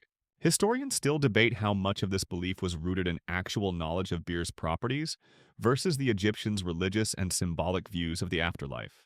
Was beer truly believed to have a physical impact on the body after death? Or was it simply seen as a comforting presence for the soul? One thing is certain, though, beer wasn't just for the living, it was just as vital for the dead, symbolizing both physical sustenance and spiritual protection. As we continue to explore the multifaceted role of beer in ancient Egyptian society, it's clear that its impact wasn't limited to just sustenance and healing. It also played a significant part in reinforcing social structures. Beer, with its deep connection to both the physical and spiritual realms, was used as a symbol of status, reinforcing the differences between the classes. The wealthy elite consumed a much more refined brew, often flavored with spices and fruit, served in gilded vessels during feasts and royal banquets. Meanwhile, the common people had their own version of beer, a thicker, more basic brew, often consumed in large quantities but lacking the luxury and finesse of its royal counterpart. Imagine walking into the grand halls of a pharaoh's palace. The air is thick with incense. The sound of music and laughter fills the space, and tables laden with golden vessels of beer await the nobles and pharaohs. The beer here is thick, rich, and infused with exotic flavors like dates and figs. This isn't just a drink, it's a symbol of divine right and power, a beverage fit for the gods and their earthly representatives. The golden vessels are adorned with intricate hieroglyphs and symbols of protection, ensuring that the beer not only nourishes the body but also protects the soul. Contrast that with the scene in a worker's dwelling, where beer is served in the large communal pots, often thicker and less refined. The common people drank beer to fuel their labor, to bond socially, and to keep their spirits up while working under the hot Egyptian sun. It was still a vital part of their daily lives, but it was a more utilitarian drink, thick, hearty, and unembellished. There was no golden chalice or precious gem adorning these vessels, just plain clay jars and reed straws. Yet, even in this simple form, the beer still held immense value. It was the sustenance that powered the workforce of Egypt, the very labor that built the monuments and tombs that we marvel at today. But even for the common folk, beer wasn't just about physical nourishment. It had a social and spiritual role. Gatherings of workers, farmers, and even merchants would often be accompanied by beer, creating bonds between people of different statuses and backgrounds. Beer was a drink of the people, a shared experience that united them in their efforts and their enjoyment. It was a drink for the soul as much as it was for the body, providing a sense of belonging and community. Historians still debate the extent to which beer was a true class divider. Some argue that it was a social equalizer, a drink that could bring everyone together, from the laborers to the royal court. Others believe that beer, with its varying quality, further reinforced the social divide between the elites and the commoners. Either way, it's clear that beer in ancient Egypt was about more than just consumption. It was about status, community, and spiritual connection. Whether you were a pharaoh or a worker, beer was woven into the very fabric of Egyptian life. As we look back on the ancient Egyptians' complex relationship with beer, it's impossible to ignore the lasting legacy of their brewing practices. Sure, the Egyptians are long gone, but their influence can still be seen in the modern world. In fact, many of the techniques and rituals that were pioneered by ancient Egyptian brewers laid the groundwork for how we understand and consume alcohol today. From the use of fermentation and the importance of ingredients to the social and spiritual roles of beer, the Egyptians helped shape the way we enjoy our drinks and how we preserve our bodies and memories after death. It's fascinating, isn't it, how something as simple as brewing beer can connect us across thousands of years of history. The practices that began in ancient Egypt were carried forward through the centuries, influencing the brewing cultures of Greece, Rome, and beyond.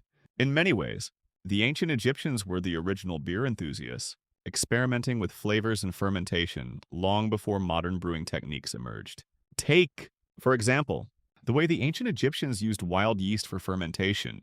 Unlike the controlled, scientific methods we use today, the Egyptians relied on the natural yeast present in the air to ferment their beer. They knew that the wild yeast would transform the sugars in the grains into alcohol, creating the unique, hearty brew they loved. Modern brewers still use similar techniques, relying on nature to help produce their products. Of course, today we have far more advanced tools and technology at our disposal, but the core idea of fermentation remains unchanged. And it's not just the process of brewing that the Egyptians influenced, it's also the way we think about beer itself. In ancient Egypt, beer wasn't just something you drank, it was a symbol of life, sustenance, and immortality. The fact that beer was used in religious rituals, placed in tombs, and considered a divine gift from the gods speaks to how deeply ingrained it was in Egyptian society. In many ways, it was more than just a beverage. It was a vehicle for connection to the divine, to the afterlife, and to one another. Today, we still use beer in similar ways.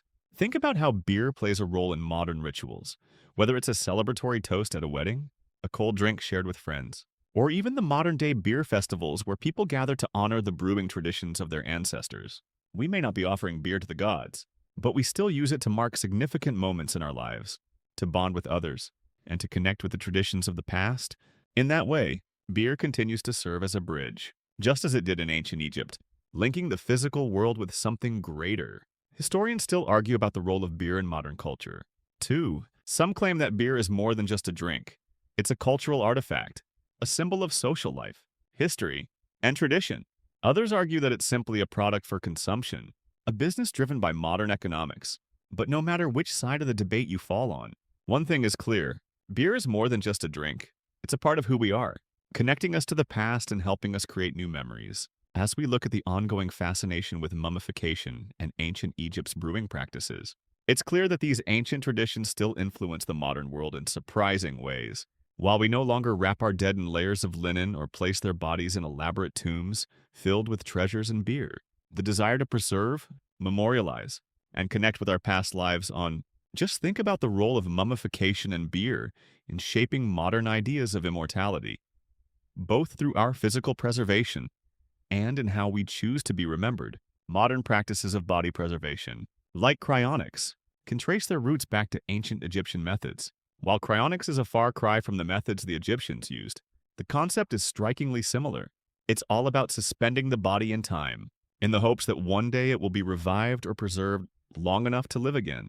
The ancient Egyptians, too, sought to preserve the body, not just for the afterlife, but as a way to ensure their legacy would live on. So while we may not be mummifying ourselves in linen, we still carry the belief that our physical bodies can be preserved for eternity.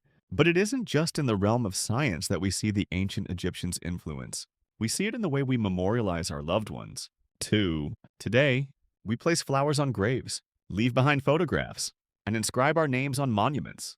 The Egyptians did the same, but with beer and food offerings, ensuring that their loved ones would be remembered and provided for in the afterlife. Their tombs were not only places of burial but of commemoration, where the living could continue to honor the dead. In a similar vein, our modern cemeteries and memorials serve the same purpose, preserving the memory of those who have passed, making sure their stories live on for future generations. Even in the modern brewing world, we can see the echoes of ancient Egyptian beer making. Craft beer enthusiasts today often draw inspiration from ancient brewing methods, using grains like barley and wheat, experimenting with fermentation processes, and creating new flavors that pay homage to the past, the techniques of wild fermentation, the use of natural yeast, and the inclusion of fruits and spices, many of which the Egyptians used, are all present in modern brewing. Some craft breweries even look back at ancient brewing recipes, trying to recreate the beer of the pharaohs. While we may not be sipping on the same hearty, thick brew of ancient Egypt, the essence of their brewing culture lives on in our glass. And don't forget about the symbolism. Just as the ancient Egyptians saw beer as a connection to the gods, to immortality, and to the afterlife, we too invest our modern beers with meaning. Whether it's in the ritual of a shared drink with friends or the sacred experience of a celebratory toast, beer continues to be a part of our cultural rituals. Every time we crack open a bottle or pour a glass, we're continuing a tradition that has spanned thousands of years, one that connects us to our ancestors, our culture, and the story of humanity. Historians still debate whether modern brewing and memorialization practices are a direct continuation of ancient Egyptian traditions, or simply a coincidence of shared human desire to immortalize ourselves. Some argue that these practices are a natural part of human psychology, our need to preserve, remember, and continue. Others claim that these ancient customs have shaped our culture in more direct ways than we might realize, influencing everything from how we memorialize the dead to how we brew our beer.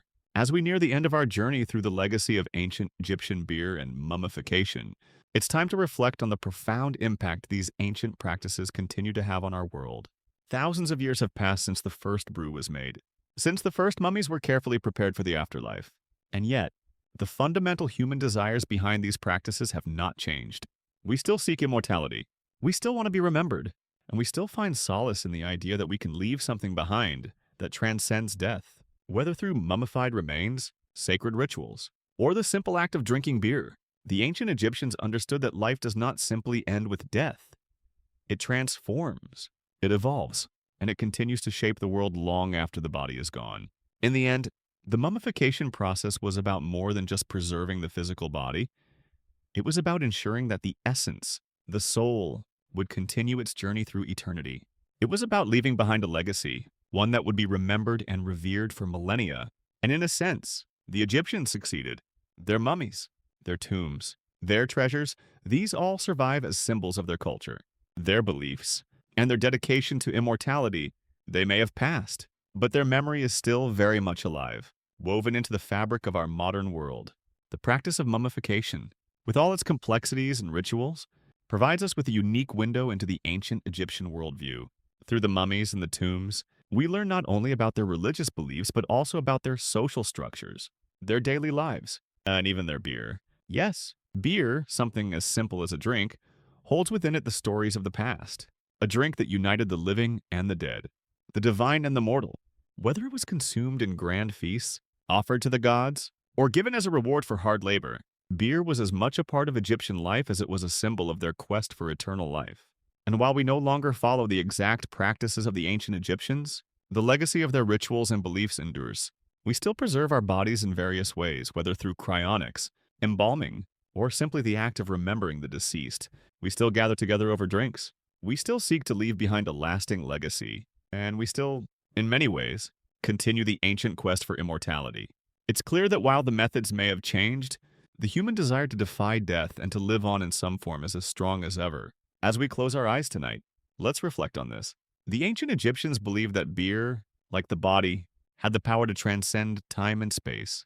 In the afterlife, beer was not just for the living, it was a drink for the soul, a drink that connected the departed with the divine. And today, as we share drinks and stories, perhaps we, too, are partaking in that same timeless ritual, one that connects us to the past and, in some small way, makes us a part of the eternal cycle of life and death. So, as you drift off to sleep, remember this. The ancient Egyptians, in all their wisdom, gave us more than mummies. They gave us a reminder that life, though fleeting, is something that can continue in many forms.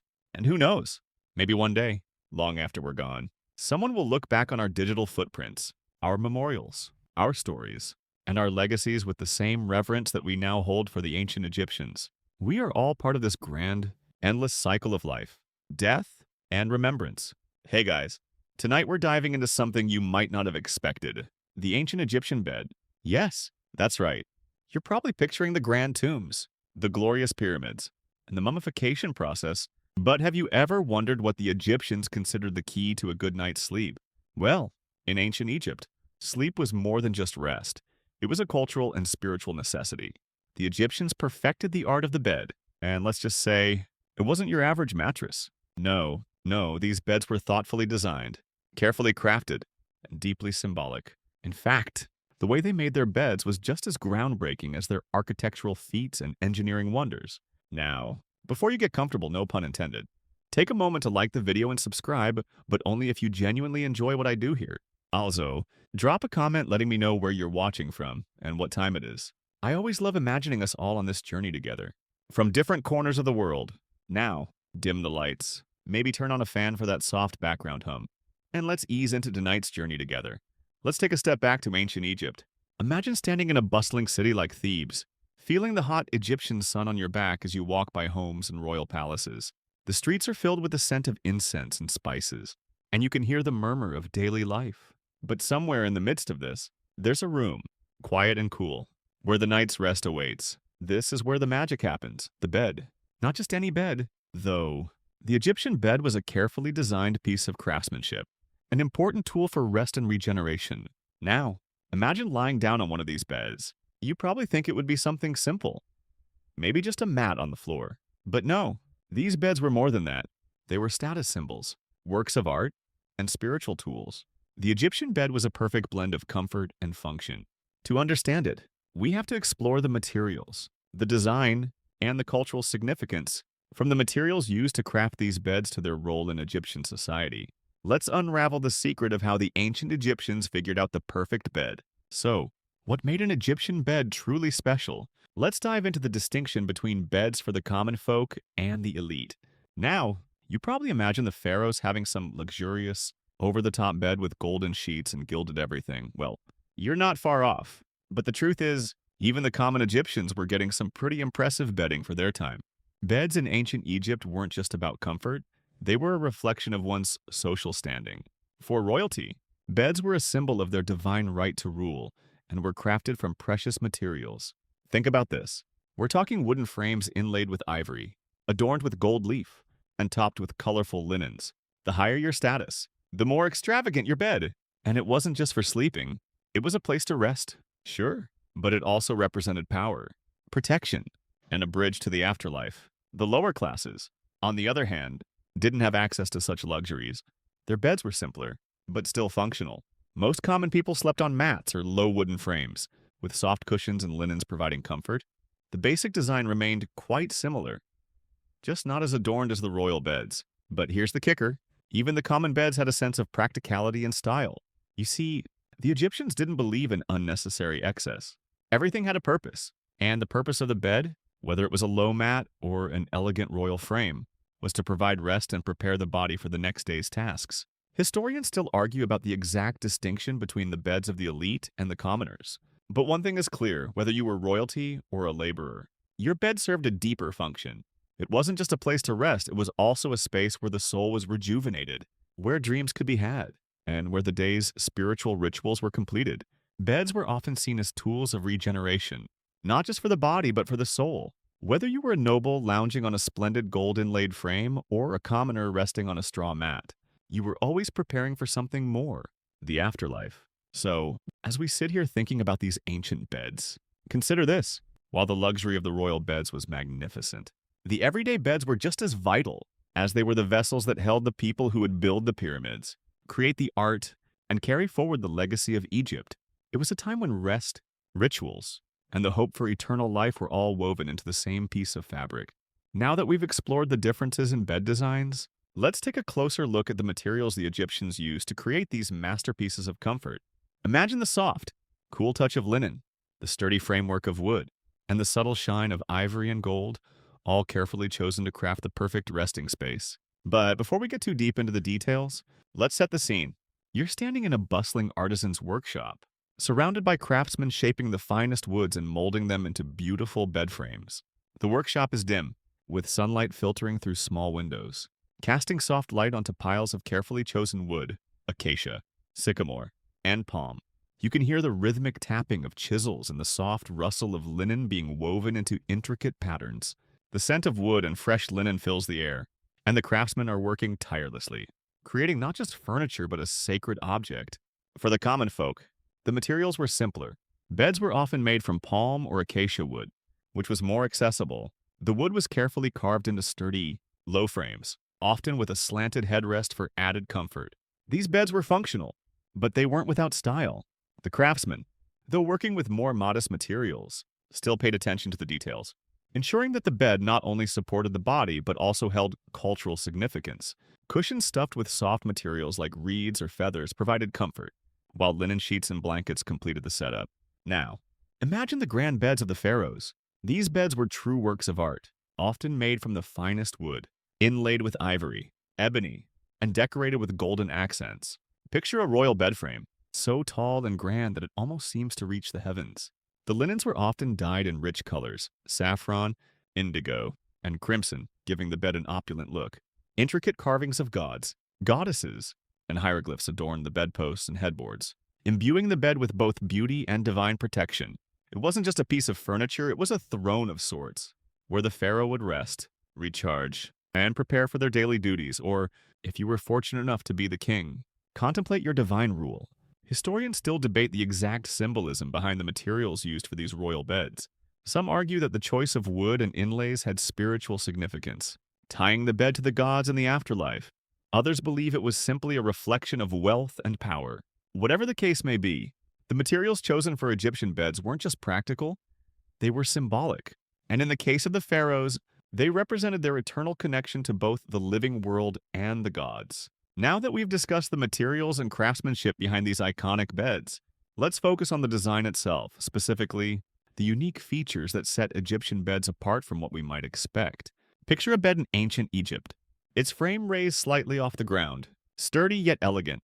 The headrest is slanted just enough to allow for comfortable repose, allowing the weary to rest their head while still maintaining a sense of ceremonial formality. In fact, these beds weren't just about comfort, they were about purpose, form, and function all rolled into one. The design of Egyptian beds was all about providing a restful yet elevated experience. Beds were typically elevated on legs or short posts, ensuring that the sleeper wouldn't rest on the cold, hard floor. This elevation had practical reasons, such as keeping the body off the dust, dirt, and potential moisture of the ground, but it also carried a symbolic weight. In Egyptian culture, elevation was often linked to the divine. To sleep above the ground was to elevate oneself in both body and spirit, aligning the human form with the heavens and gods. These raised beds helped reinforce the status of the person lying upon them, whether it was the pharaoh on a golden bed or a laborer on a more modest frame. The slanted headrest was another defining feature of Egyptian beds. Imagine lying on one of these beds, your head supported by the slanted end, your body resting comfortably in a horizontal position. The headrest wasn't just for comfort, it had spiritual significance as well. It represented a connection between the sleeper and the divine, with the raised headrest allowing the sleeper to be closer to the gods. The placement of the head, being aligned with the heavens, helped facilitate the soul's connection to the divine world while the body rested. In a sense, these beds were designed not only for physical comfort, but for spiritual readiness. Then, there were the carvings and decorations. Even the simplest beds had carvings of lotus flowers, papyrus plants, and animals like lions and gazelles, symbolizing both protection and fertility. The more elaborate beds, particularly those belonging to the elite or royalty, featured intricate motifs and hieroglyphs. Pharaoh's beds often depicted scenes of divine power, gods watching over the sleeper, protecting them from evil, ensuring that their rest would prepare them for their sacred duties. In this way, the bed served not just as a place for physical relaxation, but as a sacred space where the mind and body could recharge in preparation for the spiritual responsibilities that lay ahead. Historians still debate whether the elevated bed frames were merely for comfort, or had a more significant religious meaning. Some argue that the design was purely functional, a way to keep the body from the dirt and dampness of the ground. Others suggest that the raised bed was a symbolic act, an offering of respect and honor to the gods by ensuring that the sleeper remained above the earthly realm. Regardless, the overall design of Egyptian beds shows a deep understanding of both form and function, where every detail was intentional and meaningful.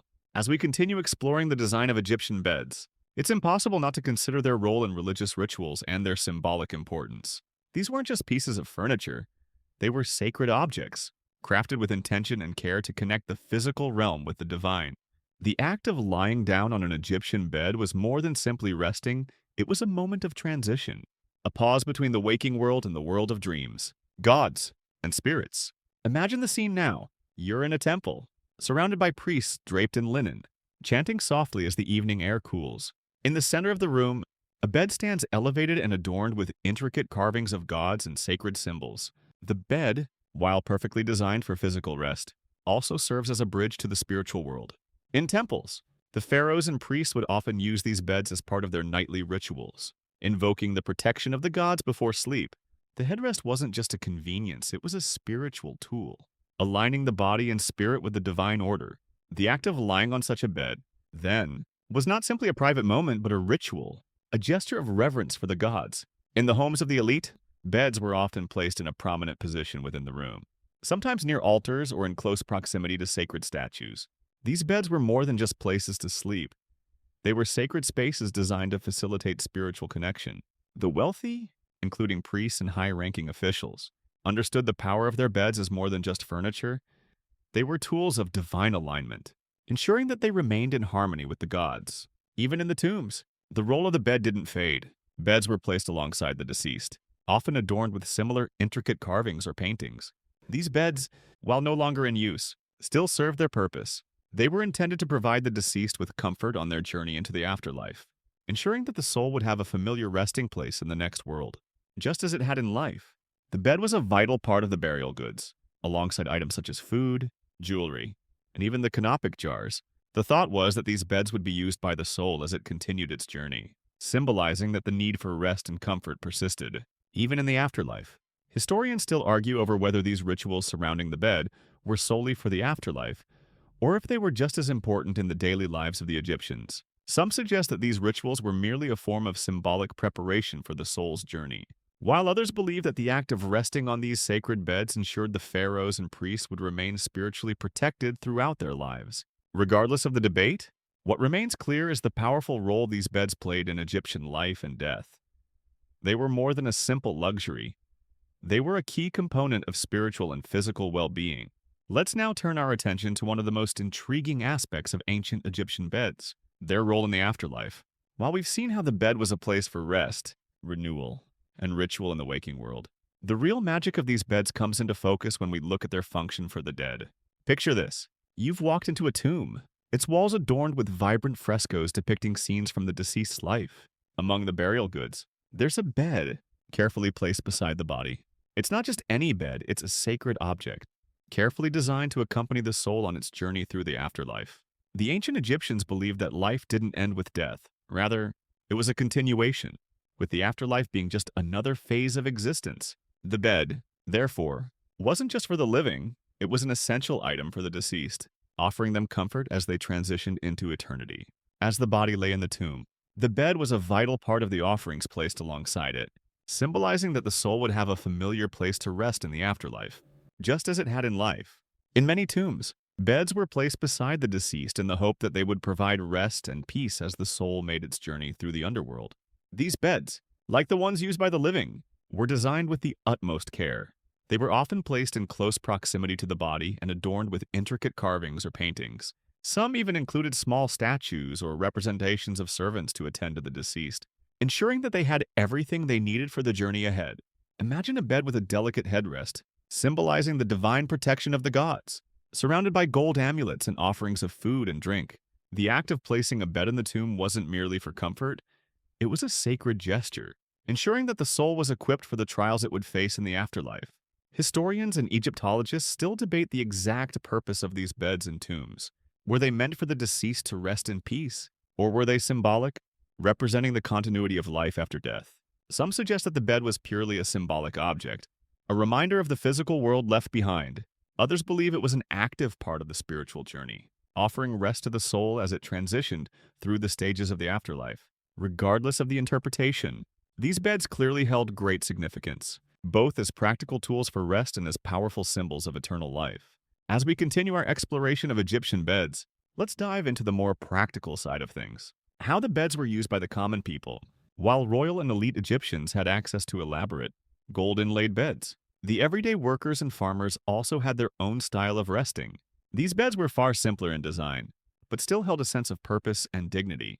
Imagine a small mud brick house in the heart of a bustling village, the air warm and thick with the scent of bread baking and the low hum of daily life. Inside, you'd find a low wooden bed, raised off the ground just enough to keep it clear of dust and moisture. These simple beds were often constructed from palm or acacia wood, materials that were easily accessible and relatively inexpensive. The frame was sturdy but unadorned, with simple slats of wood supporting a woven mat or reed matting. The headrest, a common feature in Egyptian beds, was still present, though perhaps less ornate than the ones found in royal chambers. The mat itself was often stuffed with soft materials like reeds, making it somewhat more comfortable than sleeping directly on the hard floor. These beds were not luxurious, but they fulfilled their role, providing the rest and comfort needed to recover from a long day's work in the fields or workshops. For the common people, sleep was not just a necessity, it was also a sacred act, a time for the body to recover and rejuvenate in preparation for the next day's tasks. The Egyptian belief that sleep was connected to spiritual well-being extended to all layers of society. For these individuals, the bed was a simple yet significant part of daily life, just as important as the food they ate or the tools they used. And while their beds were far less elaborate than those of the pharaohs, they still played a role in the cycle of life and death, offering rest and recovery for the body, mind, and soul. Interestingly, historians still debate the extent to which the commoners participated in rituals surrounding sleep and rest. Some argue that the elite's lavish beds were part of their sacred duties, while the commoners' beds were more practical, serving as purely functional tools for rest. Others believe that even the simplest of beds held spiritual significance, with every Egyptian, from peasant to pharaoh, participating in the sacred act of preparing for the afterlife. Even in their most mundane moments of rest, regardless of the specifics, it's clear that the bed was more than just a piece of furniture in ancient Egypt. It was a part of life, death, and the divine cycle of existence. As we move deeper into the cultural importance of Egyptian beds, let's shift our focus to the role they played in religious rituals and ceremonies. The bed was more than just a place for sleep. It was, in many ways, a tool for spiritual alignment. Picture the scene: a temple filled with priests in ceremonial robes, surrounded by incense smoke and the sound of chanting. At the center of this sacred space is a bed, carefully crafted, perhaps gilded with gold or adorned with symbols of the gods.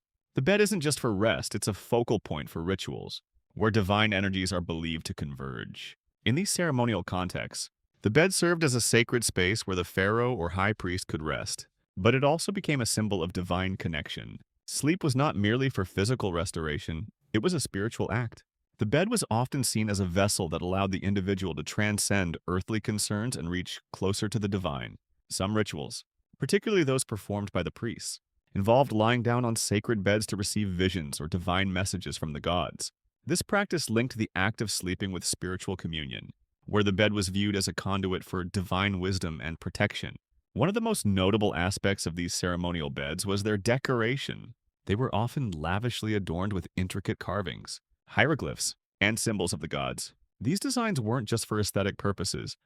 They had deep spiritual meaning. The symbols on the beds would often represent the gods who would protect the sleeper, guiding them through the night and into the afterlife. The bed itself became a miniature temple, offering not only comfort but also spiritual fortification. Historians still debate the exact role of these ceremonial beds. Were they used solely for resting during rituals? Or did they serve as tools for communication with the gods? Some scholars believe that these beds acted as sanctified places for receiving divine guidance, while others argue that they were simply used for ceremonial rest and relaxation. What's clear, however, is that the bed was never just a place to sleep in ancient Egypt. It was always a means of connecting to the divine, whether in the form of a night's rest, a religious vision, or a sacred offering. Now that we've seen how Egyptian beds played a crucial role in both the spiritual and everyday lives of ancient Egyptians, let's take a step back and think about the overall philosophy that tied these beds to the cultural fabric of the time. The bed was not just a physical object, but a representation of Egyptian beliefs about life, death, and the afterlife. For the Egyptians, rest wasn't merely for the body, it was for the soul. This idea of sleep as a gateway to spiritual rejuvenation and connection with the gods makes the Egyptian bed much more than just a place for slumber. Think about it. In a culture where the afterlife was just as important as life itself, every act, even sleep, was considered a bridge to eternity. The bed, then, was an essential part of this journey.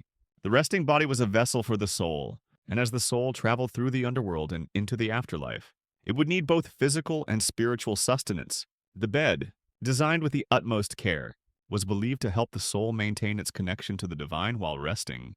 This wasn't just about sleep, it was about preparation. The act of resting was a kind of ritual in itself, performed each night as a step toward the eternal journey. The pharaohs, the high priests, and even the common people all used their beds as instruments for spiritual health. Pharaohs, of course, had the most elaborate beds, gilded, finely crafted with elaborate inlays of ivory and precious stones.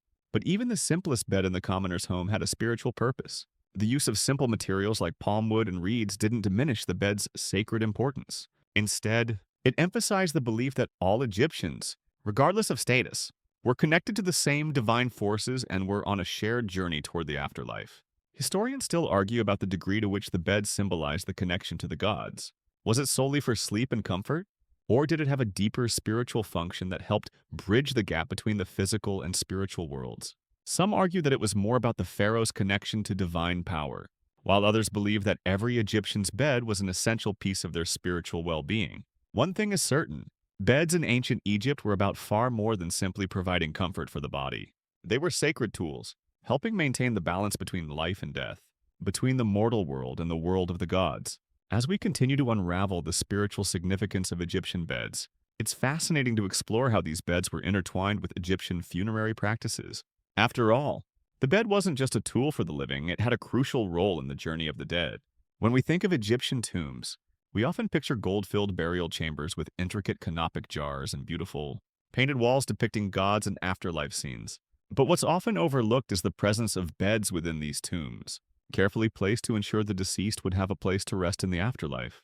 Picture this. You're standing in a grand tomb, the walls rich with hieroglyphs and paintings of the gods. At the center of the tomb, beside the mummified body of the deceased, lies a bed, delicately crafted and adorned with sacred symbols. The bed, though no longer in use for rest, serves a spiritual purpose. It is intended to offer comfort to the soul as it transitions from the physical world to the afterlife.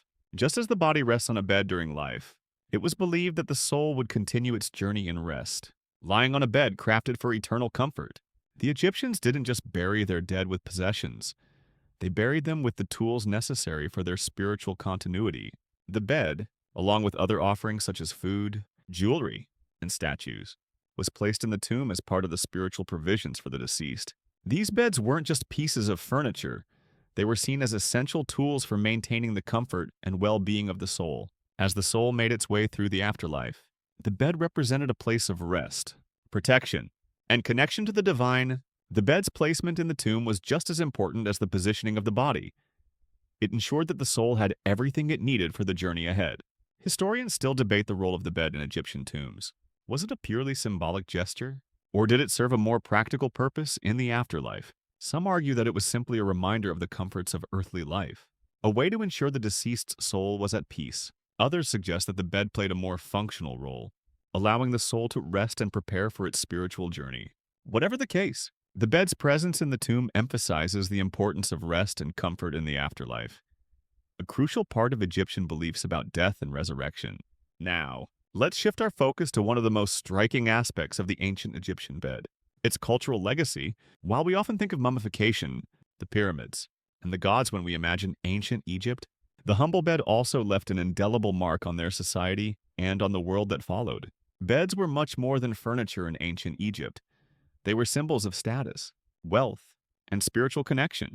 The Egyptian bed's design and use would influence cultures long after Egypt's power faded. From the luxurious beds of Roman emperors to the richly decorated thrones of medieval kings. Imagine this: the pharaohs and high priests reclining on their elaborate beds, surrounded by courtiers and servants. The royal beds, with their fine wood and gilded decoration, were a direct reflection of their divine status. These beds were not just for sleep, they were expressions of authority and power, asserting that the ruler had the divine right to rest and rule over both the physical world and the spiritual realm. In Egyptian society, sleep was a sacred act, and the bed was the instrument that facilitated that sacred rest, linking the ruler with the gods and with the eternal. The legacy of the Egyptian bed didn't just stay within Egypt's borders. As the ancient world grew more interconnected, the design of Egyptian beds found its way into other cultures. The Romans, for example, were influenced by Egyptian bed design, incorporating elements such as the elevated frame and slanted headrest into their own furniture. Even in the medieval period, kings and nobles had beds that echoed the style of Egyptian thrones and resting places. These beds became symbols of authority, comfort, and divine favor, just as they had been in Egypt. Interestingly, the bed's cultural symbolism transcended physical boundaries. The bed, like the tomb and the pyramid, became a symbol of eternity. Its design, often intricately decorated and elevated, was a way for the Egyptians to express their belief in an eternal connection between life and death. In a way, these beds encapsulated Egypt's worldview that life, death, and the afterlife were all interconnected, and that the journey through these stages was a sacred one. The bed was a microcosm of the Egyptian belief in continuity, where rest and sleep were just a part of a much larger cycle.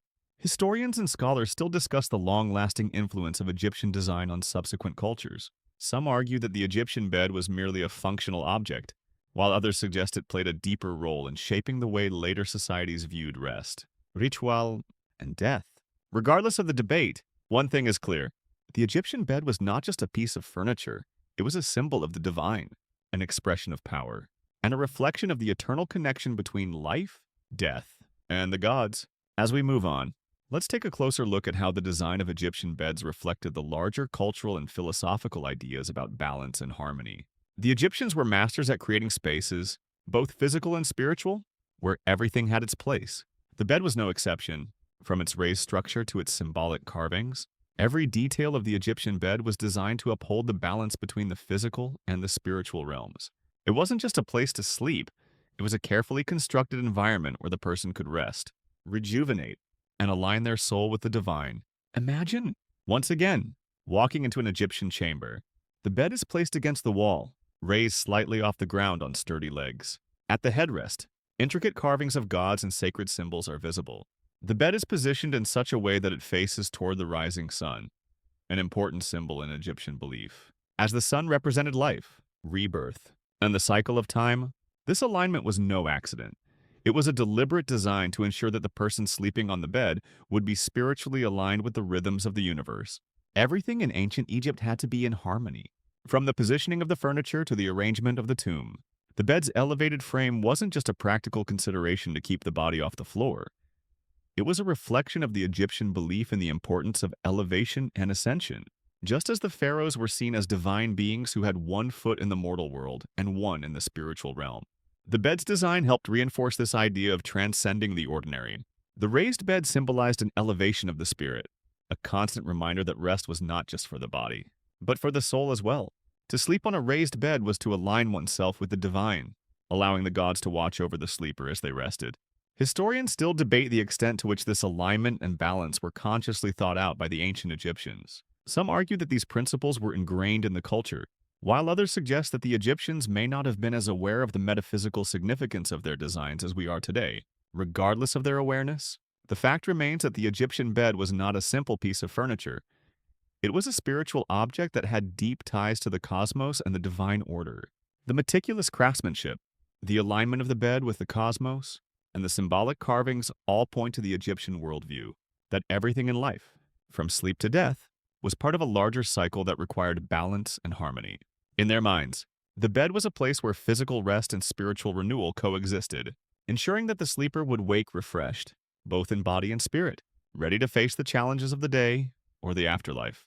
Now that we've explored the spiritual and symbolic aspects of Egyptian beds, let's take a moment to reflect on their social and economic significance. While we've seen that the bed was a sacred object for the elite, used in both daily rituals and tombs, it's equally important to understand its role in the broader social fabric of Egypt.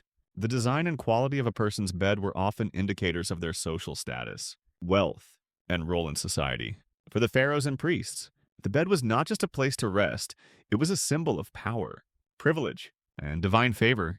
But for commoners, the bed had a different significance. Imagine walking through a bustling Egyptian village, palm trees swaying in the breeze, the distant hum of workers building monumental structures, and the ever-present scent of the Nile River in the air.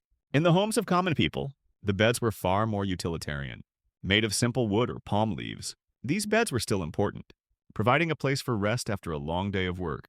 The humble bed of the common worker, while not as intricate as the ones in royal tombs, served its purpose in a society where rest and sleep were integral to the physical and spiritual well-being of everyone, even for the poor. A bed was more than just a piece of furniture, It was a necessary part of life. For the elite, however, the bed became an outward expression of their status and power.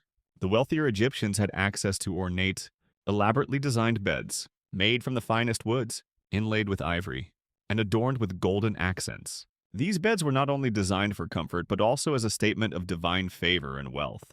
They were often placed in private chambers, where only the most important individuals could see them. The more ornate the bed, the more it symbolized the divine right to rest in a space that was not just physically comfortable, but spiritually elevated.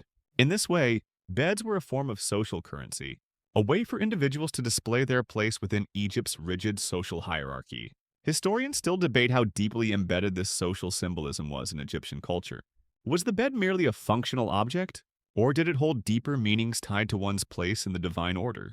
Some scholars suggest that the opulence of royal and noble beds was meant to reinforce the social order and remind the people of the divine right of their rulers. Others argue that the bed's primary function was as a place of rest and spiritual alignment, with any social symbolism being secondary. Regardless of the interpretation, one thing is clear: the bed was far more than a place to sleep in ancient Egypt. It was a reflection of one's identity, status, and connection to the divine. As we approach the final part of our journey through the fascinating world of Egyptian beds, let's consider the lasting impact of these ancient resting places. The beds of ancient Egypt have left behind a legacy that transcends time, influencing not only future furniture design but also broader concepts of rest, comfort, and spirituality. The Egyptians' ability to create spaces where the body and soul could rest in harmony has inspired generations, leaving traces of their belief systems in art, culture, and even modern sleep practices. But before we dive into that, let's take one last look at how Egyptian beds were intertwined with their worldview and how their influence still resonates today. Picture yourself walking through an Egyptian palace, the sun setting over the Nile as shadows lengthen and the day gives way to night. Inside the chambers of the pharaoh, beds crafted with incredible precision are arranged, each one designed to offer the highest level of comfort and divine connection. The intricate carvings on the bedposts, depicting gods and protective symbols, are a reminder that rest wasn't just for physical recovery. It was a spiritual experience. These beds, adorned with rich fabrics and materials, were symbols of divine favor, linking the ruler to the gods in a space of elevated comfort.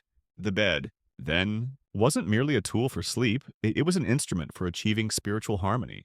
In many ways, the Egyptian bed's influence can still be seen in the way we think about rest today. While modern beds may be designed for comfort rather than spiritual alignment, the basic principles of sleep, its importance to health, and its connection to well-being are concepts that have been passed down through the ages.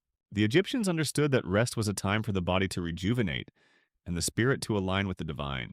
Today, we still recognize the value of rest in maintaining physical and mental health, even if we don't think of our beds as spaces to commune with the gods. Historians still debate the extent to which the Egyptians consciously designed their beds with spiritual significance in mind. Some argue that their belief in the sacredness of sleep led to the elaborate beds, while others suggest that the spiritual aspects of the bed were a natural extension of Egyptian rituals surrounding life, death, and the afterlife. Regardless of the exact interpretation, one thing remains clear: the Egyptians' understanding of rest as a sacred and integral part of life has shaped the way we view sleep today. The legacy of Egyptian beds is not just about the physical design or the materials used. It's about the deeper, more profound connection between the physical act of rest and the spiritual journey. Whether through elaborate, divine-inspired beds for royalty or simple beds for the common people, the Egyptians understood that rest was a vital part of life and the afterlife, and that understanding has echoed down the centuries, influencing not just how we sleep, but how we view the very act of resting and rejuvenating the body and soul. As we bring this journey to a close, let's reflect on the overarching theme that ties everything together: the intersection of the physical and spiritual worlds in ancient Egypt. From the beds of the commoners to the lavish royal resting places, from the rituals surrounding rest to the mummification practices, one truth stands out: the Egyptians understood rest not just as a necessity, but as a sacred act that connected them to the divine. The bed wasn't merely a piece of furniture, it was a bridge between life and the afterlife, a place of solace, protection, and divine connection. Imagine now the grand tombs of the pharaohs, filled with their precious belongings, their tombs adorned with the finest carvings, and their sacred beds placed gently beside them. These beds, crafted from the finest materials, were more than just places of rest. They were spiritual vessels, meant to accompany the soul on its eternal journey. The tomb wasn't simply a burial site, it was a sanctified space where the pharaoh's soul could continue its journey toward the afterlife, with the bed providing the necessary spiritual connection. For the common folk, the beds may have been simpler, but they still held deep meaning. Though made from simpler materials, these beds were still sacred objects, representing a connection to the gods, to the divine cycle of life, death, and rebirth. As we look at how ancient Egyptians viewed their beds, it's clear that every aspect of their daily life, including sleep, was carefully constructed to align with the spiritual forces that governed their world. Today, the legacy of the Egyptian bed lives on, not just in archaeological finds or museum exhibits, but in the ways we think about rest, comfort, and spirituality. While we may no longer sleep in elaborate, divinely inspired beds, the same principles of rest and rejuvenation remain just as important. Whether we're lying down to rest after a long day or embarking on a spiritual journey, the bed remains a symbol of rest, rejuvenation, and the quest for balance between the physical and spiritual worlds. As we reflect on the importance of sleep, rest, and spiritual connection, we see that ancient Egypt's innovations in bed design and their reverence for rest were part of a much larger worldview. The bed, both a physical object and a symbol of the sacred, played a crucial role in the Egyptian understanding of life, death, and eternity. And just as the Egyptians saw sleep as a bridge between the mortal and divine realms, so too does our modern understanding of rest and sleep connect us to something greater than ourselves. So, as you settle down for the night, remember the ancient Egyptians who understood that the act of rest was never just about sleep. It was about preparing the body and soul for the journey ahead. And maybe, just maybe, there's a little bit of that ancient wisdom in the way you rest today.